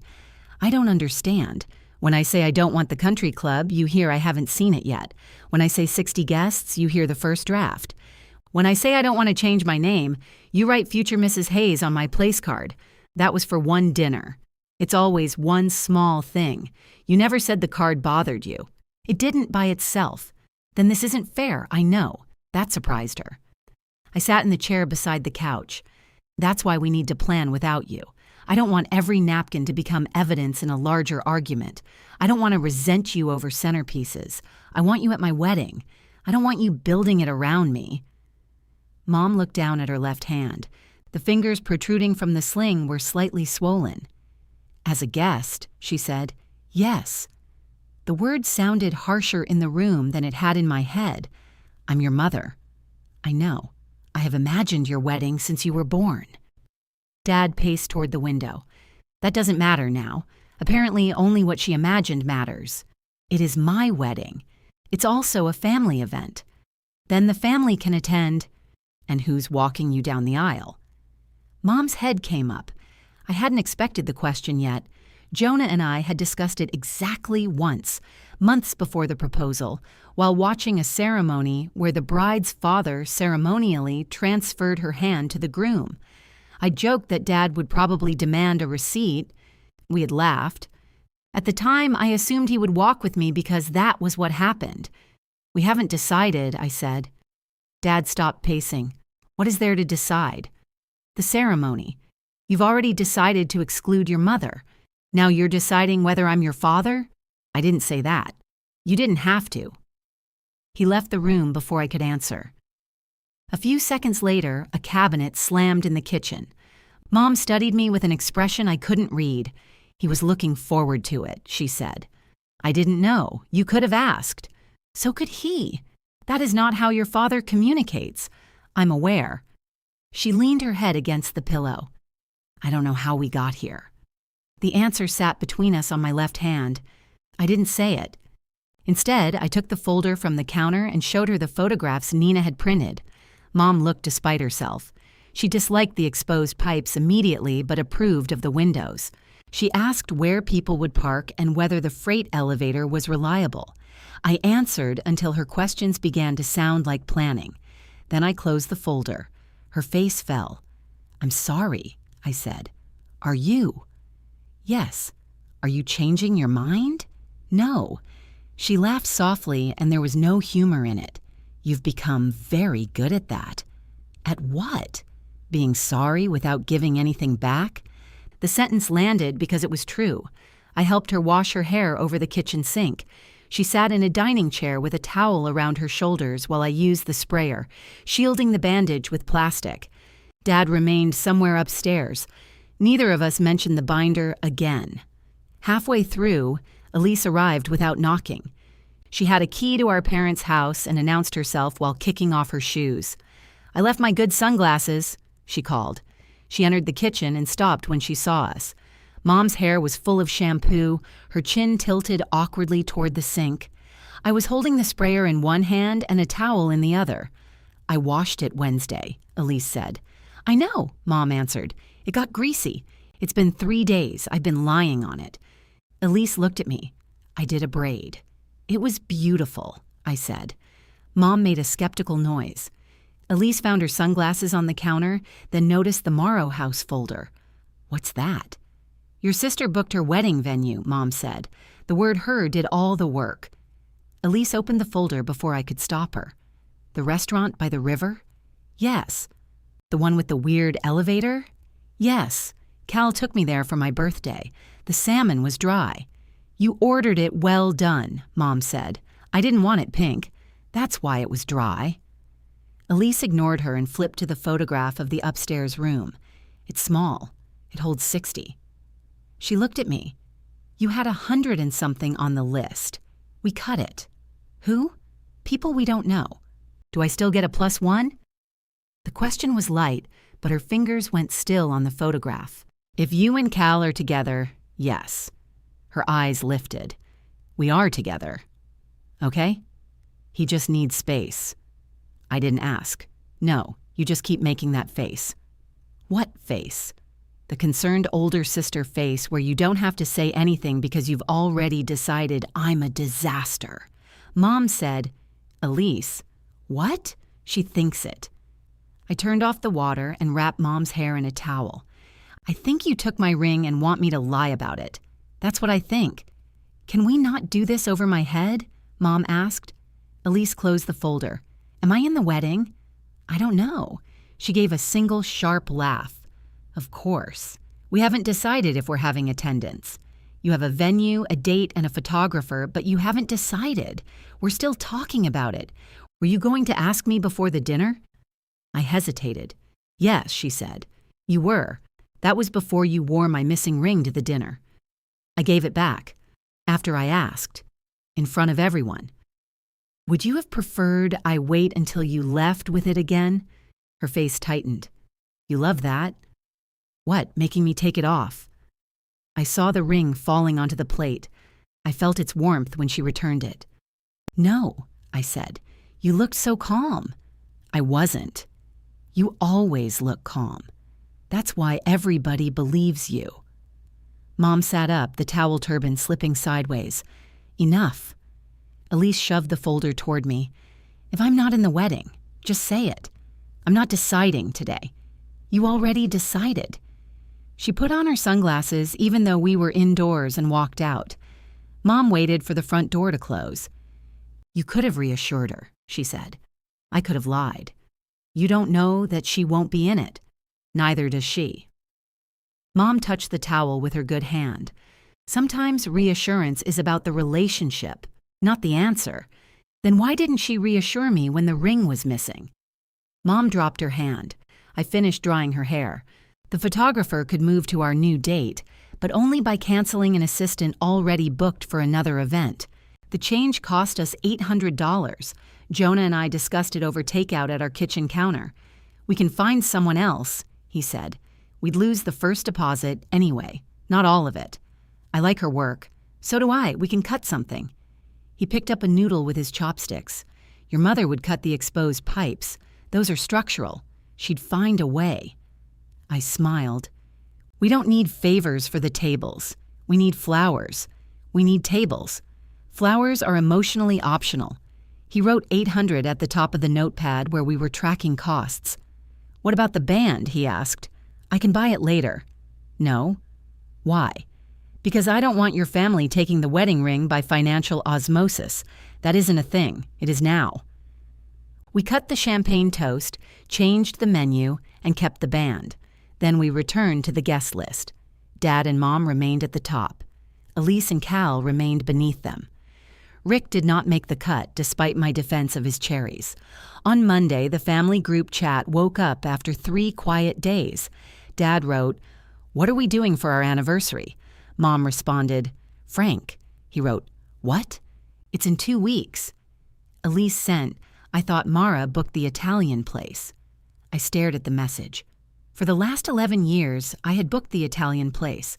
I requested the corner booth Mom liked, ordered the lemon cake in advance, reminded Dad to buy a card, and collected money from Elise after paying the bill. Nobody had asked me this year. Dad sent another message. "Mara?" I wrote, "I haven't booked anything." 3 dots appeared almost immediately. "Why not?" I typed. "Because nobody asked me to."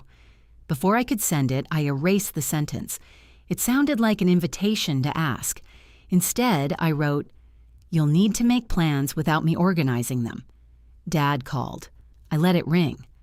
Mom wrote, "We don't need to do anything this year." Elise responded, "Of course we're doing something." Dad called again. Then Elise sent me a private message. "Seriously? You can't make one reservation." I put the phone down and went to find Jonah. "What do you want to do for my parents' anniversary?" I asked. He looked up from the couch. "Attend." The answer was so simple that I could have cried. "Me too," I said. My phone rang a 3rd time. This time I answered. Dad didn't bother with a calm voice. "You're punishing your mother again," he said. "No, I'm letting you celebrate your own marriage." He went quiet. For once, there was nobody else he could assign it to without hearing what that assignment meant. "You make it sound noble," Dad said. "You know your mother likes the Italian place, so call them. You always handle it." "I know. That's our tradition." "No. Eating there is the tradition. Me making all of it happen is a chore. It takes 5 minutes. Then you should be fine. They know you. They know my phone number." Dad exhaled directly into the receiver. "Can you at least tell me what we usually order? You've attended every year. That isn't an answer. It's the only one I have." He hung up. The next message in the family chat came from Elise. "Dad says the restaurant is fully booked." Mom responded, "I said we don't need to do anything." Dad wrote, "We're doing something." For the next hour, Elise posted links to restaurants. One was 30 miles away. One had communal seating and a live percussion show. Another had only a 10:30 reservation, which she called kind of romantic. Mom wrote, "I'm asleep by 10. Elise replied, "You can nap first." I read without participating. It was harder than it sounds. I knew 3 other restaurants Mom liked. I knew which one had a quiet back room, which one would waive the cake fee if I mentioned the owner's name, and which one Dad claimed to hate because the portions were small even though he always finished Mom's dessert. I could have solved the problem in 6 minutes. The urge sat in my body like an itch. Jonah found me at the kitchen table with my phone in one hand and the Morrow House menu in the other. "Are you planning 2 events?" he asked. "No. You have your planning face. I don't have a planning face. You press your lips together and become angry at invisible people." I put the phone face down. "They can't find a restaurant. Tragic. I know where they can go. I'm sure you do. What if I just send a link? What if you don't? Mom's recovering. She's also saying she doesn't want to go out. She says that because she doesn't want anyone to feel bad. Maybe everyone feeling a little bad is appropriate. I looked at him. You've gotten very comfortable. You gave me a new key. I laughed, and the itch faded enough for me to leave the phone alone. The recovery schedule held, although not gracefully. Dad missed one medication reminder because he was replacing the battery in the kitchen clock.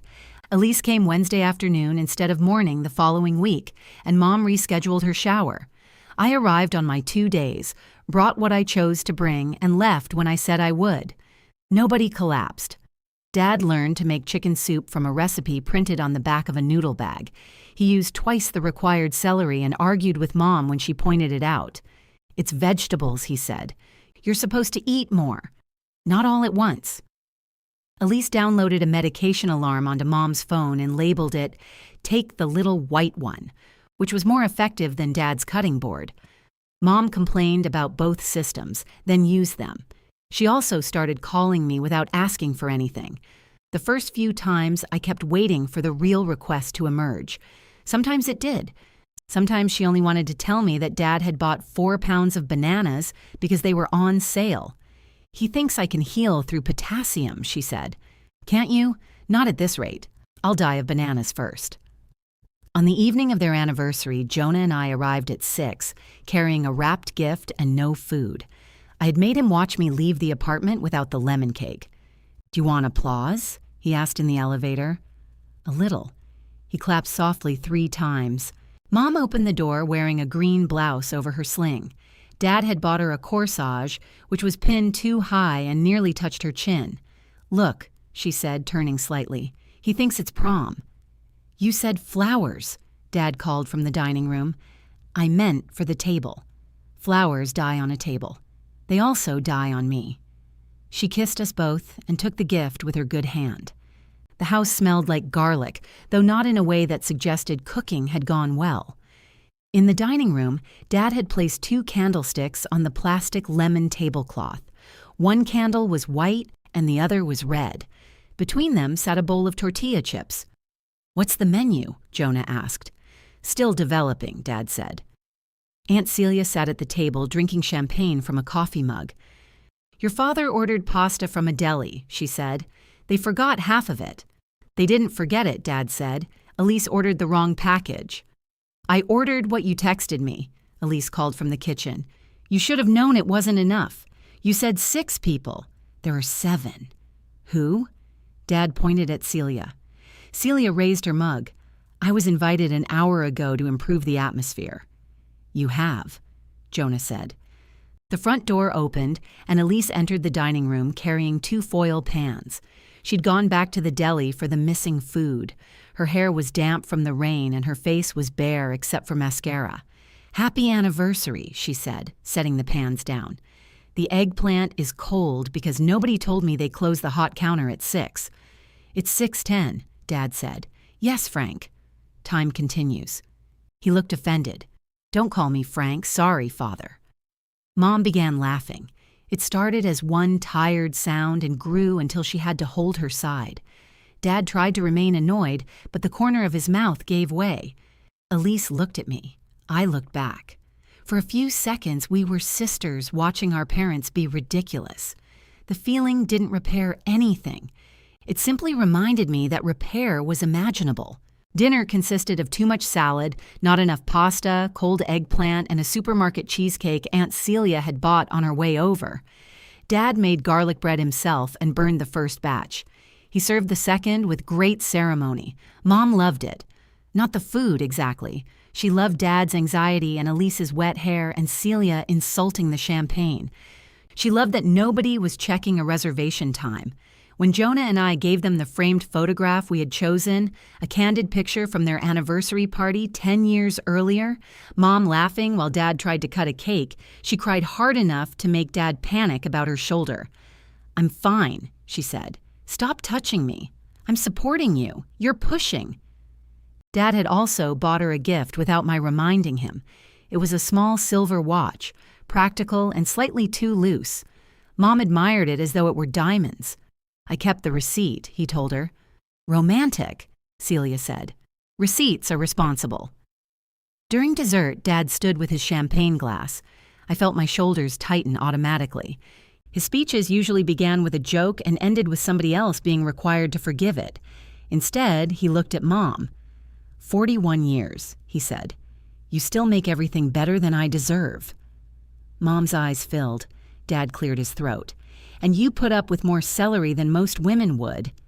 That got the laugh he needed.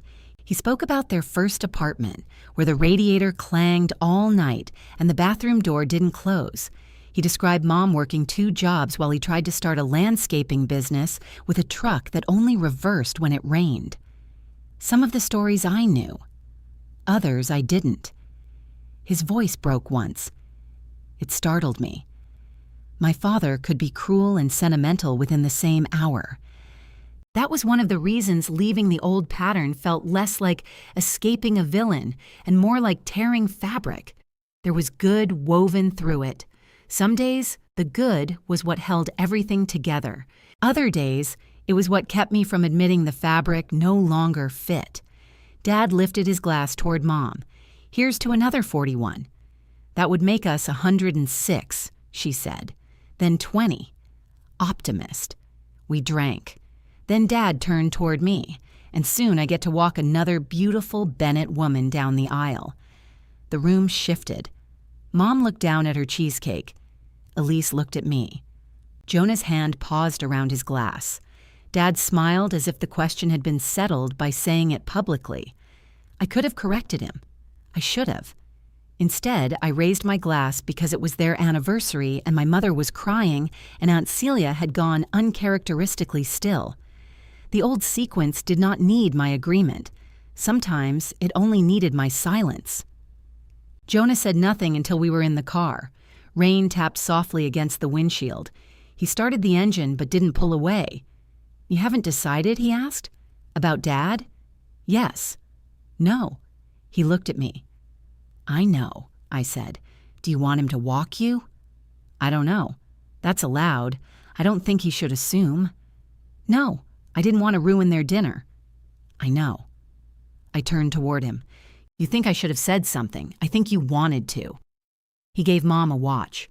Jonah blinked. I don't understand that defense. It was nice. It was. He made a speech. She was happy. Yes. And then what was I supposed to do? Say, actually, Dad, since we're all talking about lifelong commitment, you may not have a role in mine? You could have said we haven't decided. He knows that. I already said it. And tonight, he decided for you. I looked through the windshield at my parents' lit windows. I froze, I said. Jonah put the car in reverse. That answer I understand. He didn't punish me for it. I almost wanted him to. Anger would have given me something to push against. At home, he went to shower while I changed clothes. I removed the sapphire and placed it in the green dish. My phone buzzed. Elise had sent, "You looked like you wanted to kill Dad." I wrote, "I wanted him to stop volunteering himself." She replied, "That's what dads do at weddings." I typed, "It's not automatically his choice." Her answer came quickly. "Nothing is anyone's choice unless you approve it now." I set the phone down. It buzzed again. "Thanks for the gift, by the way. Mom loves it."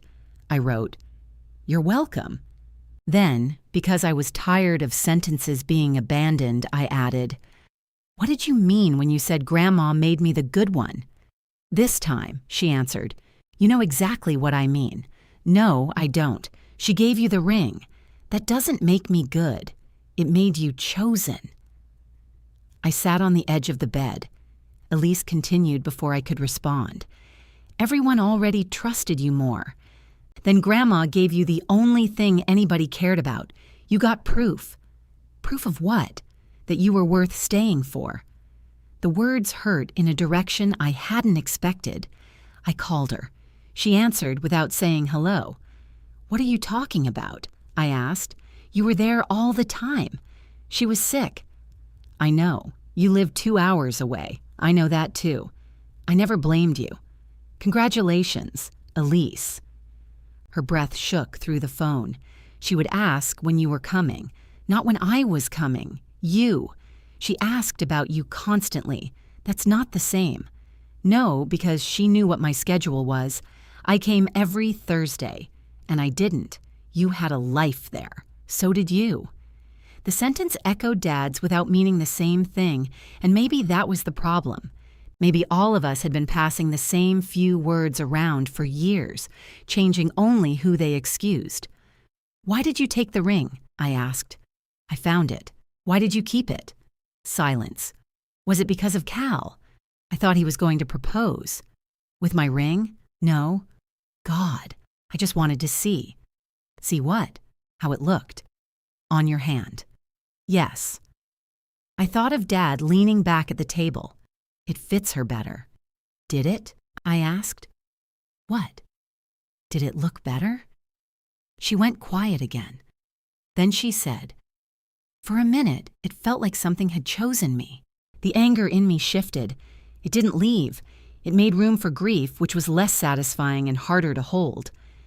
"You could have asked to try it," I said. "You would have said no. You don't know that." "I do."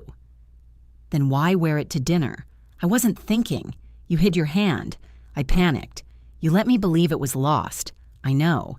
It was the closest she had come to admitting anything without changing the verb. "Cal thinks I'm someone I don't want to be," she whispered. I closed my eyes. "Then show him you aren't." "How?" "I don't know. What if I can't? That isn't something I can fix for you." Her voice sharpened. "You don't want to." "No, I don't." The honesty shocked both of us. She ended the call. I sat alone until Jonah came out of the shower. Then I told him everything she had said. I did not wait 5 hours. When I finished, he sat beside me and looked at the sapphire in the dish. "Do you feel sorry for her?" he asked. "Yes." "Does that change what happened?" "No." He nodded. "Good. Good. It means you can love her without lying." I reached for his hand. The next morning, before I could build another excuse around my father's speech, I called Dad. He answered cheerfully. "Hi, sweetheart." My courage nearly failed on the word. "We need to talk about the wedding," I said. His cheer disappeared. I looked at my ring in the green dish and made myself continue. "You can't announce your role into existence." "What is that supposed to mean?" Dad asked. "It means you told a room full of people that you're walking me down the aisle when I haven't asked you. You shouldn't have to ask your father." "That's exactly why you should wait." He made a dismissive sound. "This is getting absurd. No, it's a ceremony. We get to choose what happens in it. And what have you chosen?" I looked toward the bathroom. Water ran behind the closed door. Jonah was giving me privacy because I'd asked for it, not because he believed this conversation belonged outside our relationship. "I'm walking in by myself," I said. The decision settled as I spoke it. Dad was silent. "I don't need to be given to Jonah," I continued. "We're entering the marriage together. That's your excuse?" "It isn't an excuse." "Then what am I supposed to do?" "Attend." "As what?" "My father." "You mean as a guest?" "Yes." He laughed once, sharply. "I see. I hope you do." "No, Mara, I see this very clearly. You want me sitting in a chair while everyone wonders what terrible thing I did to be removed from my own daughter's wedding. You don't have to explain anything, because you've already told them. I haven't discussed this with anyone except Jonah. And Celia, no. She knows how you feel. Aunt Celia knows how she feels. She usually announces it." He ignored that. "Does your mother get to do anything?" "She's coming as a guest, too. So we're people you send invitations to. That's what guests are. We are not guests. We're your parents. And that should be enough." The words came out quietly. They landed harder than if I had shouted. Dad lowered his voice. "After everything we have done for you." I waited for the examples. He didn't give any. Maybe he assumed the phrase was self-proving. Maybe he knew that listing meals, rides, holidays, and tuition payments would force us to compare them against the things I had done and turn love into an account neither of us wanted audited. "I'm not saying you did nothing," I said. "I'm saying it doesn't buy a role. You're punishing us." "No." Stop saying no like that makes it true. I'm choosing the ceremony I can live with. You could live with your father walking beside you until 2 weeks ago. 2 weeks ago, I thought my ring had disappeared in my own home, and you got it back. That sentence is becoming a problem. What do you want? Do you want me to get on my knees because I made one comment? I want you to understand why it mattered. It was a joke. Then explain it. He went silent. I had asked him before, but this time I waited. I let the silence become his instead of filling it for him. Finally, he said, I meant the ring looked good on her. Better than on me. It was an observation. During an argument about whether she should return it. You twist everything. I heard you. You always hear what confirms what you've already decided about us. The bathroom water stopped. I held the phone tighter. You said Elise had a life. As if I didn't. I was angry. You keep describing your choices as weather. What does that even mean? It means you think being angry makes words happen without you. He breathed through his nose. I could picture him standing at the kitchen counter, one palm flat against it. You don't want me at the wedding, he said. I do. Not enough to let me be your father. You're my father whether you walk me or not. That may be how you see it. The threat was so quiet that for a second I wondered whether I had imagined it. What are you saying? I'm saying I won't sit there and be humiliated. That's your choice. You be fine with me missing your wedding? No. But you won't change this. No. He hung up. I stayed seated on the edge of the bed with the phone against my ear until the empty line began beeping. Jonah opened the bathroom door. Steam followed him into the bedroom. How did it go? He said he might not come. Jonah sat beside me, his hair dripping onto his t-shirt.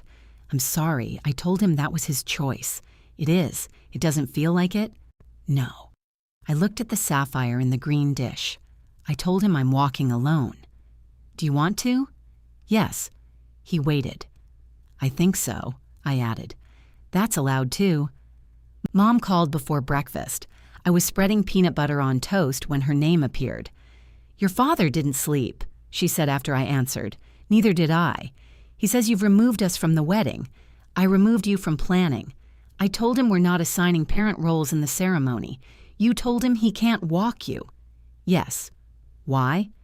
Because I want to walk myself. That isn't why. The knife stopped against the toast. What answer would satisfy you? She sighed. He's embarrassed. The wedding hasn't happened. Nobody knows. He knows? That's different. Not to him. I put down the knife. Is he coming? He says he isn't. Okay. What am I supposed to say? You're supposed to tell him you want him there. I did. Tell him it won't be the same without him. It won't. Then why are you so willing to let this happen? I'm not willing. I'm refusing to stop it by giving him what he wants. Mom became quiet. In the background, a cabinet door closed. She was probably in the kitchen. Dad was probably close enough to hear one side of the conversation and far enough away to deny listening. Your sister says she may not come either, Mom said. Did she say why? She feels unwanted. She asked if she was in the wedding. I said we hadn't decided. She knows what that means. It means we hadn't decided. Mara, we're not having attendance. That was another decision Jonah and I had made. No bridesmaids, no groomsmen, no matching clothes, no ceremonial ranking of the people we loved. Mom exhaled. Did you tell her? Not yet. She thinks you're excluding her. She ended the call when I was trying to talk to her. You could call back. So could she. We are going to lose each other over a ring. No, Mom. The ring is how I found out we were already losing each other. She said nothing for several seconds. Then she ended the call without saying goodbye. The next time Mom came to our apartment, the new lock made her knock. I was home. Jonah was working at the kitchen table with headphones on. When I opened the door, Mom stood in the hallway holding the cream wedding binder against her chest with her good arm. Her left arm was still in the sling, though she wore it looser now. I texted, she said. I saw. Can I come in? I stepped aside. She paused after entering, listening for the lock behind her. I closed the door but didn't turn it. Jonah removed his headphones. "Hi, Susan. Hi." She looked toward the bedroom, then back at him. "I need to talk to Mara." "I can go downstairs," he said. "No," I said. Mom's eyes met mine. If this is about the wedding or the ring, he stays. She held the binder more tightly for a moment. Then she nodded. Jonah moved from the table to the couch, not beside me, but not hidden either. Mom placed the binder on the counter. "I released the bellwether date," she said. "Thank you. The refund already came through." "Okay." She ran one finger over the gold vinyl letters on the cover. I saw Elise take the ring. The room changed. Jonah didn't move. Neither did I. Mom continued looking at the binder. "At your apartment. Friday. You told me she found it. She did find it. It was in the green dish. That isn't finding it. That's where I keep it." "I know." My voice sounded strange. "You watched her take it?" "I saw her put it on. I told her to take it off, but she didn't." "No." "Why?" Mom's chin trembled. She started crying. I laughed once because the answer was too familiar. She said Cal was never going to choose her. She said everybody expected you to get married first because you always did things the right way. Then she started talking about your grandmother and how the ring should have stayed with the family instead of becoming your engagement ring. It did stay with the family. That's what I told her. "What happened?" She said she only wanted to wear it for a few minutes. She asked me what harm that would do. "And what did you say?" Mom finally looked at me. I said she could wear it until we finished arranging the photographs. The refrigerator hummed behind us. Jonah lowered his head. "You gave her permission," I said, "not to take it home." "But she did." "I didn't see her leave with it. You knew she hadn't put it back. I thought she had." "Mom." I wanted to think she had. My hands had begun to shake. I pressed them against the counter. "When I called Saturday morning, I told you the ring was missing." "I know. You told me I get distracted." "I know. You let me search." Her eyes filled. I was afraid to ask her. "Why?" Because if she had it, then I had helped her take it. "You had. I know." The words were barely audible. I looked at the binder between us. "When did you know she still had it?" "Saturday afternoon, before the dinner, and you still didn't call me." I told her to give it back before anyone arrived. She said she would.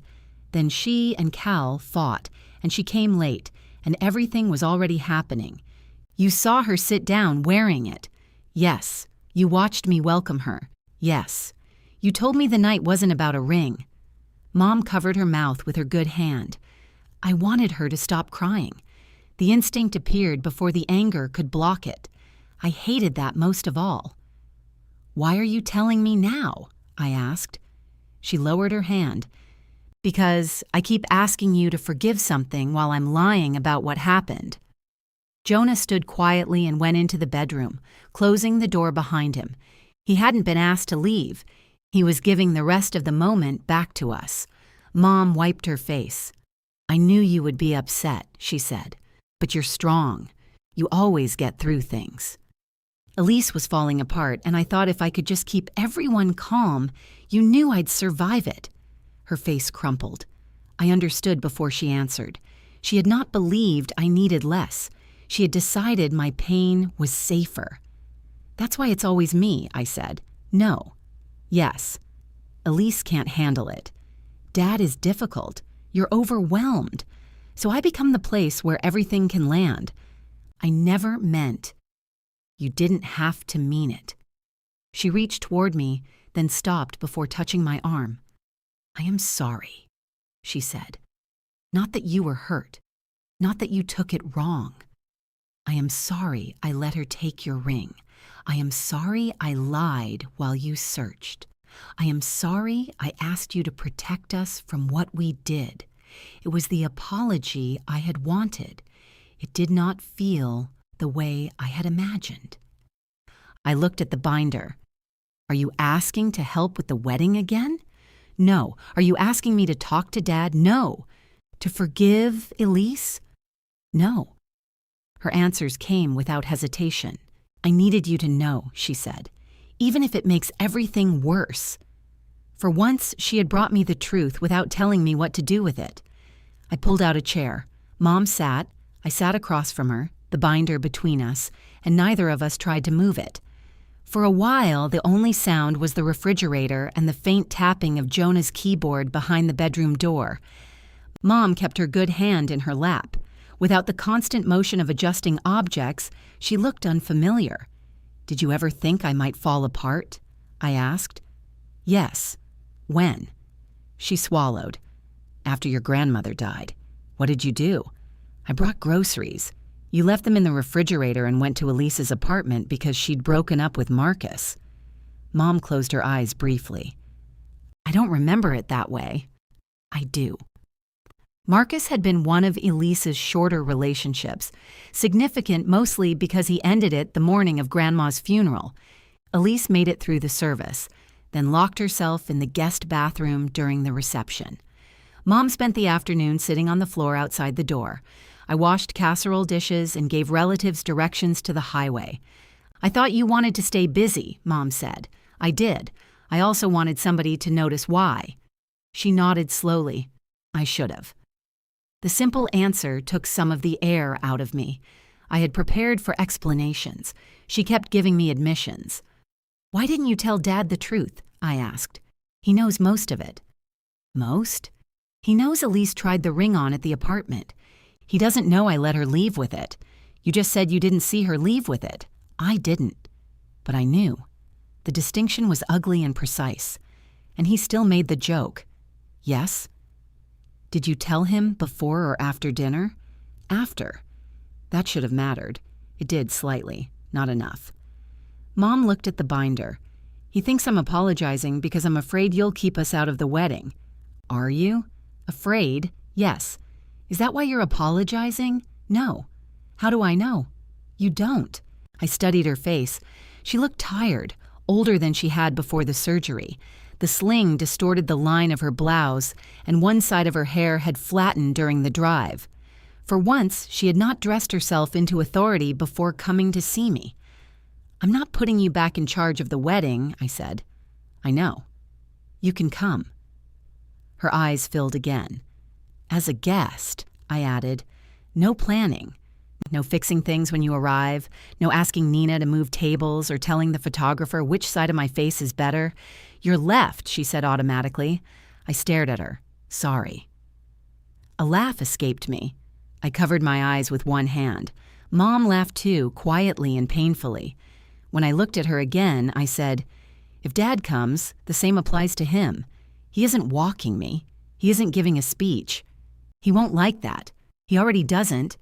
I can talk to him. No. She nodded. Right. I stood and opened the binder. The first sleeve contained a photograph of Jonah and me from the kayak trip, the same one she had displayed at the engagement dinner. The second held a page of color samples labeled Sapphire Story. Mom had matched napkins, ribbons, and invitation paper to the ring. I removed the photograph. You can keep the rest, I said. She accepted the binder without arguing. At the door, she paused. Do you want your key back? No. Her face pinched, but she nodded. I understand. I'm not sure you do. No, she said, but I'm trying not to make that your problem. After she left, I locked the door. Jonah came out of the bedroom. How much did you hear? Enough. Were you listening? The walls are not designed for emotional confidentiality. I held up the kayak photograph. He took it from me. I still think we were steering correctly. We hit a dock. The dock was poorly placed. I leaned against him, and he folded his arms around me. She knew, I said. I know. All week, she knew. His chin rested on my hair. I'm sorry. I wanted her to admit it. And I don't feel better. Maybe better comes later. Do you always have to sound reasonable? No. Your father's an ass. Thank you. We stood that way until my phone buzzed. Mom had texted, I told Elise that I told you. A second message appeared. She is angry with me. That is mine to handle. I read the sentence twice. Then I put the phone down without rescuing either of them. Elise waited 4 days to contact me. "Can we meet at your apartment?" I wrote, "Why?" "Because Mom says I owe you the truth, and apparently she's discovered honesty at 59.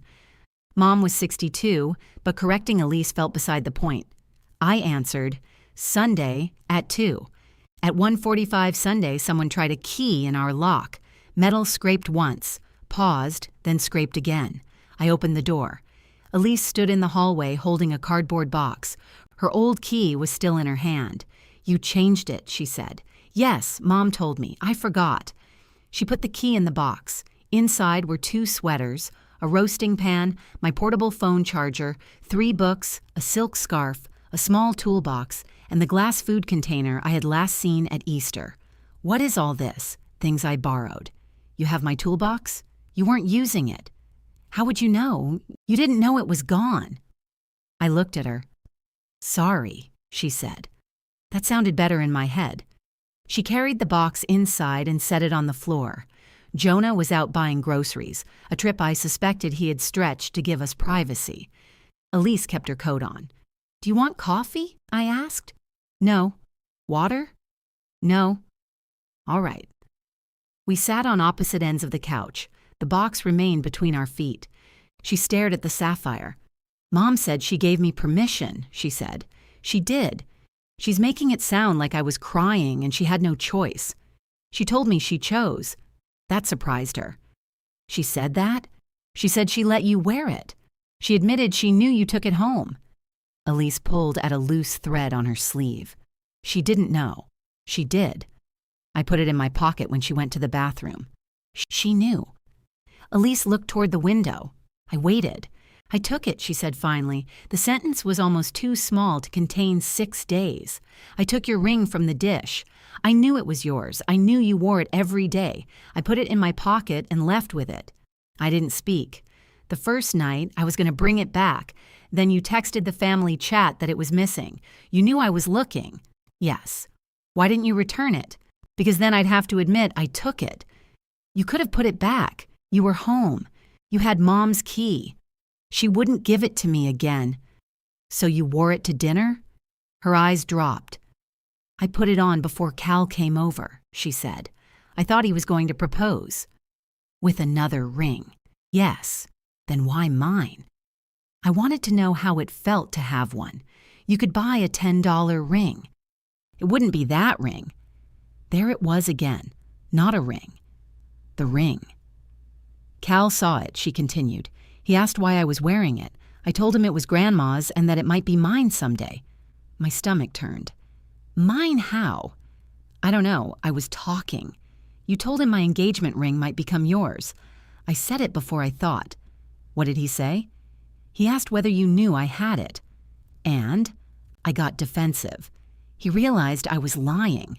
That was the fight. "So you came to my engagement dinner wearing the evidence. I was late. I was upset. I forgot until I was in the car. You could have taken it off. I tried. Before you came inside?" She hesitated. "No." "Why?" Her eyes filled, but she wiped them before the tears could settle. "Because I knew the second I took it off, I would be me again." The answer was terrible enough to be true. "I sat in my car looking at it," she said. "Grandma wore it. Then you wore it. It meant somebody had chosen both of you. I thought if I walked in with it, maybe everyone would look at me and understand that it fit me too. Dad did." She flinched. "I didn't ask him to say that, no. I hated that he said it. You didn't look like you hated it." I was relieved. The honesty hurt more than denial. She pressed her palms together. For 1 second, he made what I did sound reasonable, and I wanted it to be. I looked at the box. My scarf lay folded on top, cleaner than when I had loaned it to her. "Cal isn't coming to the wedding," she said. "Are you? If you want me there. I want you there if you can attend without making me prove I love you." She stared at me. "I'm not putting you in the wedding," I said. "There is no wedding party. You'll be a guest, like Mom, like everyone we love. And Dad, if he comes." She leaned back. "He won't." "I know. You're really going to do it without him?" "Yes." Elise's mouth tightened. He'll blame me. He already blames me. That isn't better. No. She looked at the sapphire again. I'm sorry I stole it. I'm sorry I watched you look for it. I'm sorry I wore it to dinner because I wanted what was yours to feel like proof about me. The apology did not erase the image of her hand beside her face. It did give the image an ending. Thank you, I said. Do you forgive me? Not yet. She nodded, eyes bright. Fair. It was the first time either of us had allowed fairness to be painful without trying to change it. Dad did not answer my final call. I left a voicemail telling him the date, the time, and that I wanted him there. I repeated that he would attend as a guest. He sent one text the week before the wedding. A father should not need an invitation to be a father. I answered, You don't. You need one to attend a wedding. He did not respond. Mom's RSVP arrived for one. Elise's arrived for one. On the morning of the wedding, I stood in the quiet upstairs room at Morrow House while rain pressed silver against the tall windows. The exposed pipes remained exactly where they were. The freight elevator groaned in the hall. The sapphire sat cool and secure on my finger. Downstairs, the first guests began to arrive. Mom came alone. She wore a dark blue dress and the silver watch Dad had given her for their anniversary. Her sling was gone, though she still held her left arm carefully against her side.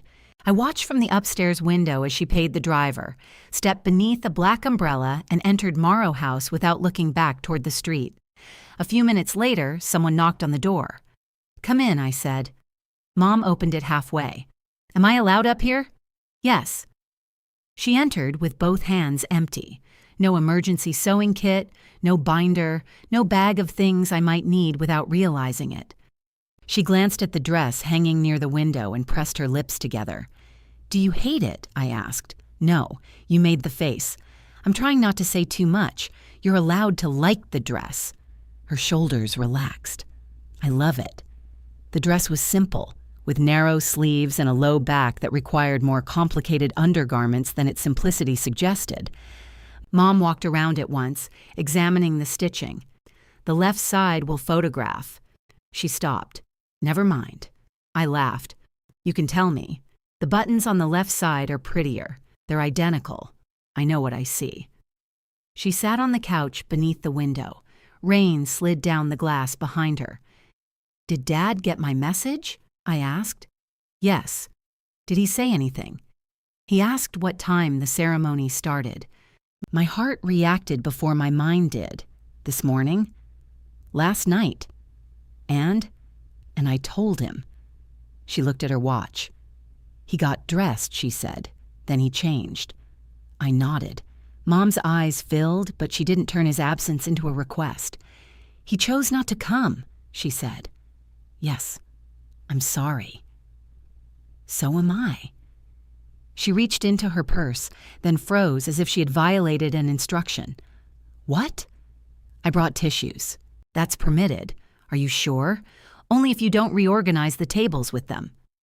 She smiled and handed me one. Another knock came. Elise opened the door without waiting for an answer, caught herself, then backed into the hallway and knocked properly. Come in, I called. She re-entered. Growth, she said. Her dress was deep green, her hair pinned loosely at the back. She looked beautiful and uncomfortable, which was probably how all three of us felt. Cal isn't coming, she said. I know. I wanted to say it before Mom asked. I wasn't going to ask, Mom said. Elise gave her a look. Not today, Mom amended. They sat beside each other on the couch with a careful space between them. Nobody tried to fill Dad's place by describing what he would have said. Nobody told me he loved me in his own way. Nobody asked whether I wanted to call him one last time.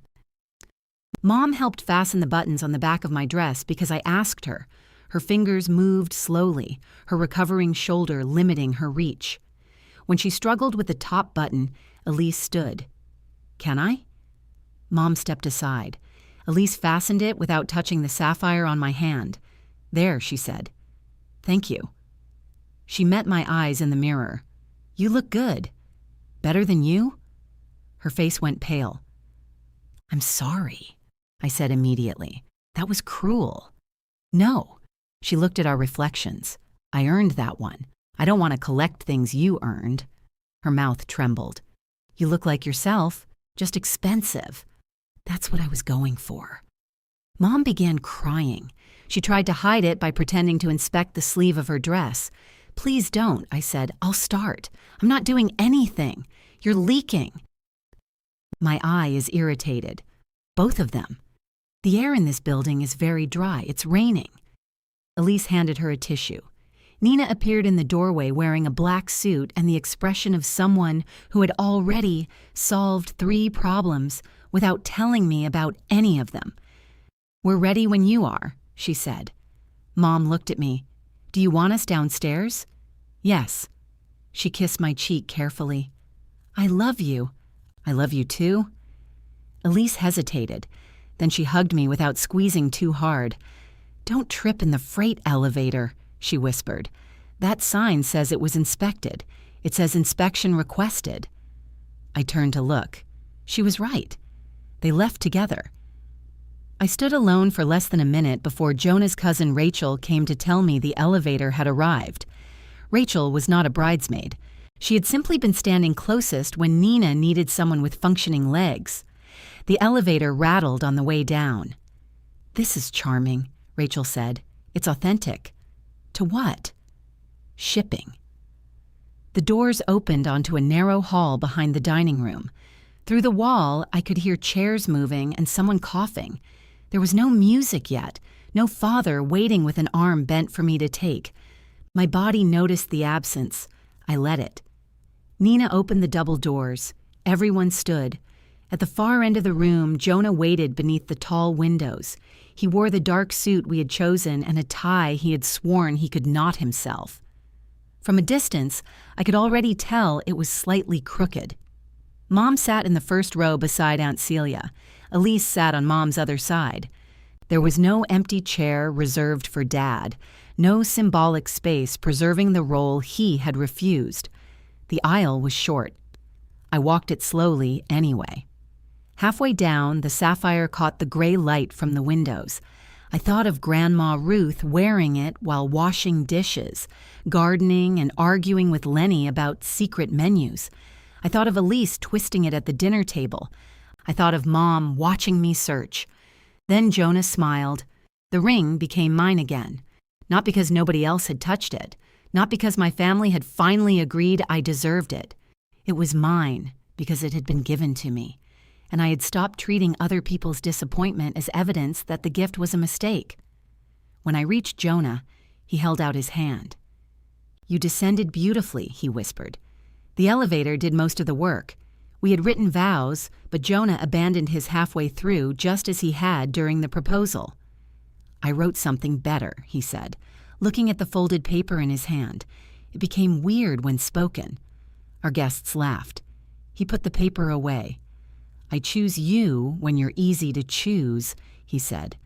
And when you're scared and pretending you're not. I choose the life we actually have, not the one anybody thinks we should display. My throat closed. When it was my turn, I managed to read what I had written, though the last paragraph shook in my hands. I promise not to offer us up for sacrifice just because conflict makes me afraid, I said. I promise to tell you the truth before I make it presentable. I choose you, and I choose to keep choosing with you. Jonah slid the plain gold band onto my finger beside Grandma's sapphire. Nothing dramatic happened. No door opened at the back. Dad did not arrive in time to see the final moment. There was no last-minute apology, no public reversal. The person conducting the ceremony pronounced us married. Everyone applauded. We kissed beneath the exposed pipes. At the reception, Mom obeyed the rules so completely that it became its own form of comedy. When Nina asked whether Mom knew where the extra place cards had gone, Mom held up both hands. I am a guest. When a server wondered whether the cake should be moved away from the window, Mom said, "Ask the married people." When Aunt Celia suggested the flowers needed water, Mom took a long drink from her own glass and said, "Not my department." "You're enjoying this," I told her. "A little." The salmon was pink and not dry. Elise ate it without complaint. There was no champagne toast, but Aunt Celia tapped a spoon against her wine glass anyway. I was specifically told nobody was giving speeches, I said. You were specifically told your father wasn't giving one. The room became still for half a second. Celia did not pretend she hadn't touched the absinthe. She looked at Jonah first. You make my niece laugh without making her smaller. Keep doing that. Then she looked at me. And you have spent your entire life being the chair everyone assumes will hold. I'm glad you finally sat down. It was exactly the kind of sentence that would have annoyed me from anyone else. From Celia, it made me cry. That was still a speech? I said. Yes. Report me. After dinner, Jonah and I danced in the narrow space between the tables. There was no formal announcement, no spotlight, and no father-daughter dance waiting afterward. Mom danced with Uncle Dennis. Aunt Celia danced with Nina, who claimed she was still working while executing an impressive turn. Elise stood near the terrace doors, watching the rain. I joined her. She handed me a glass of water.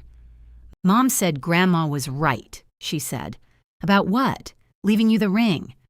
I looked across the room. Mom was laughing as Dennis tried to lead her beneath his arm without catching her recovering shoulder. She said that to you? Earlier. How did it make you feel?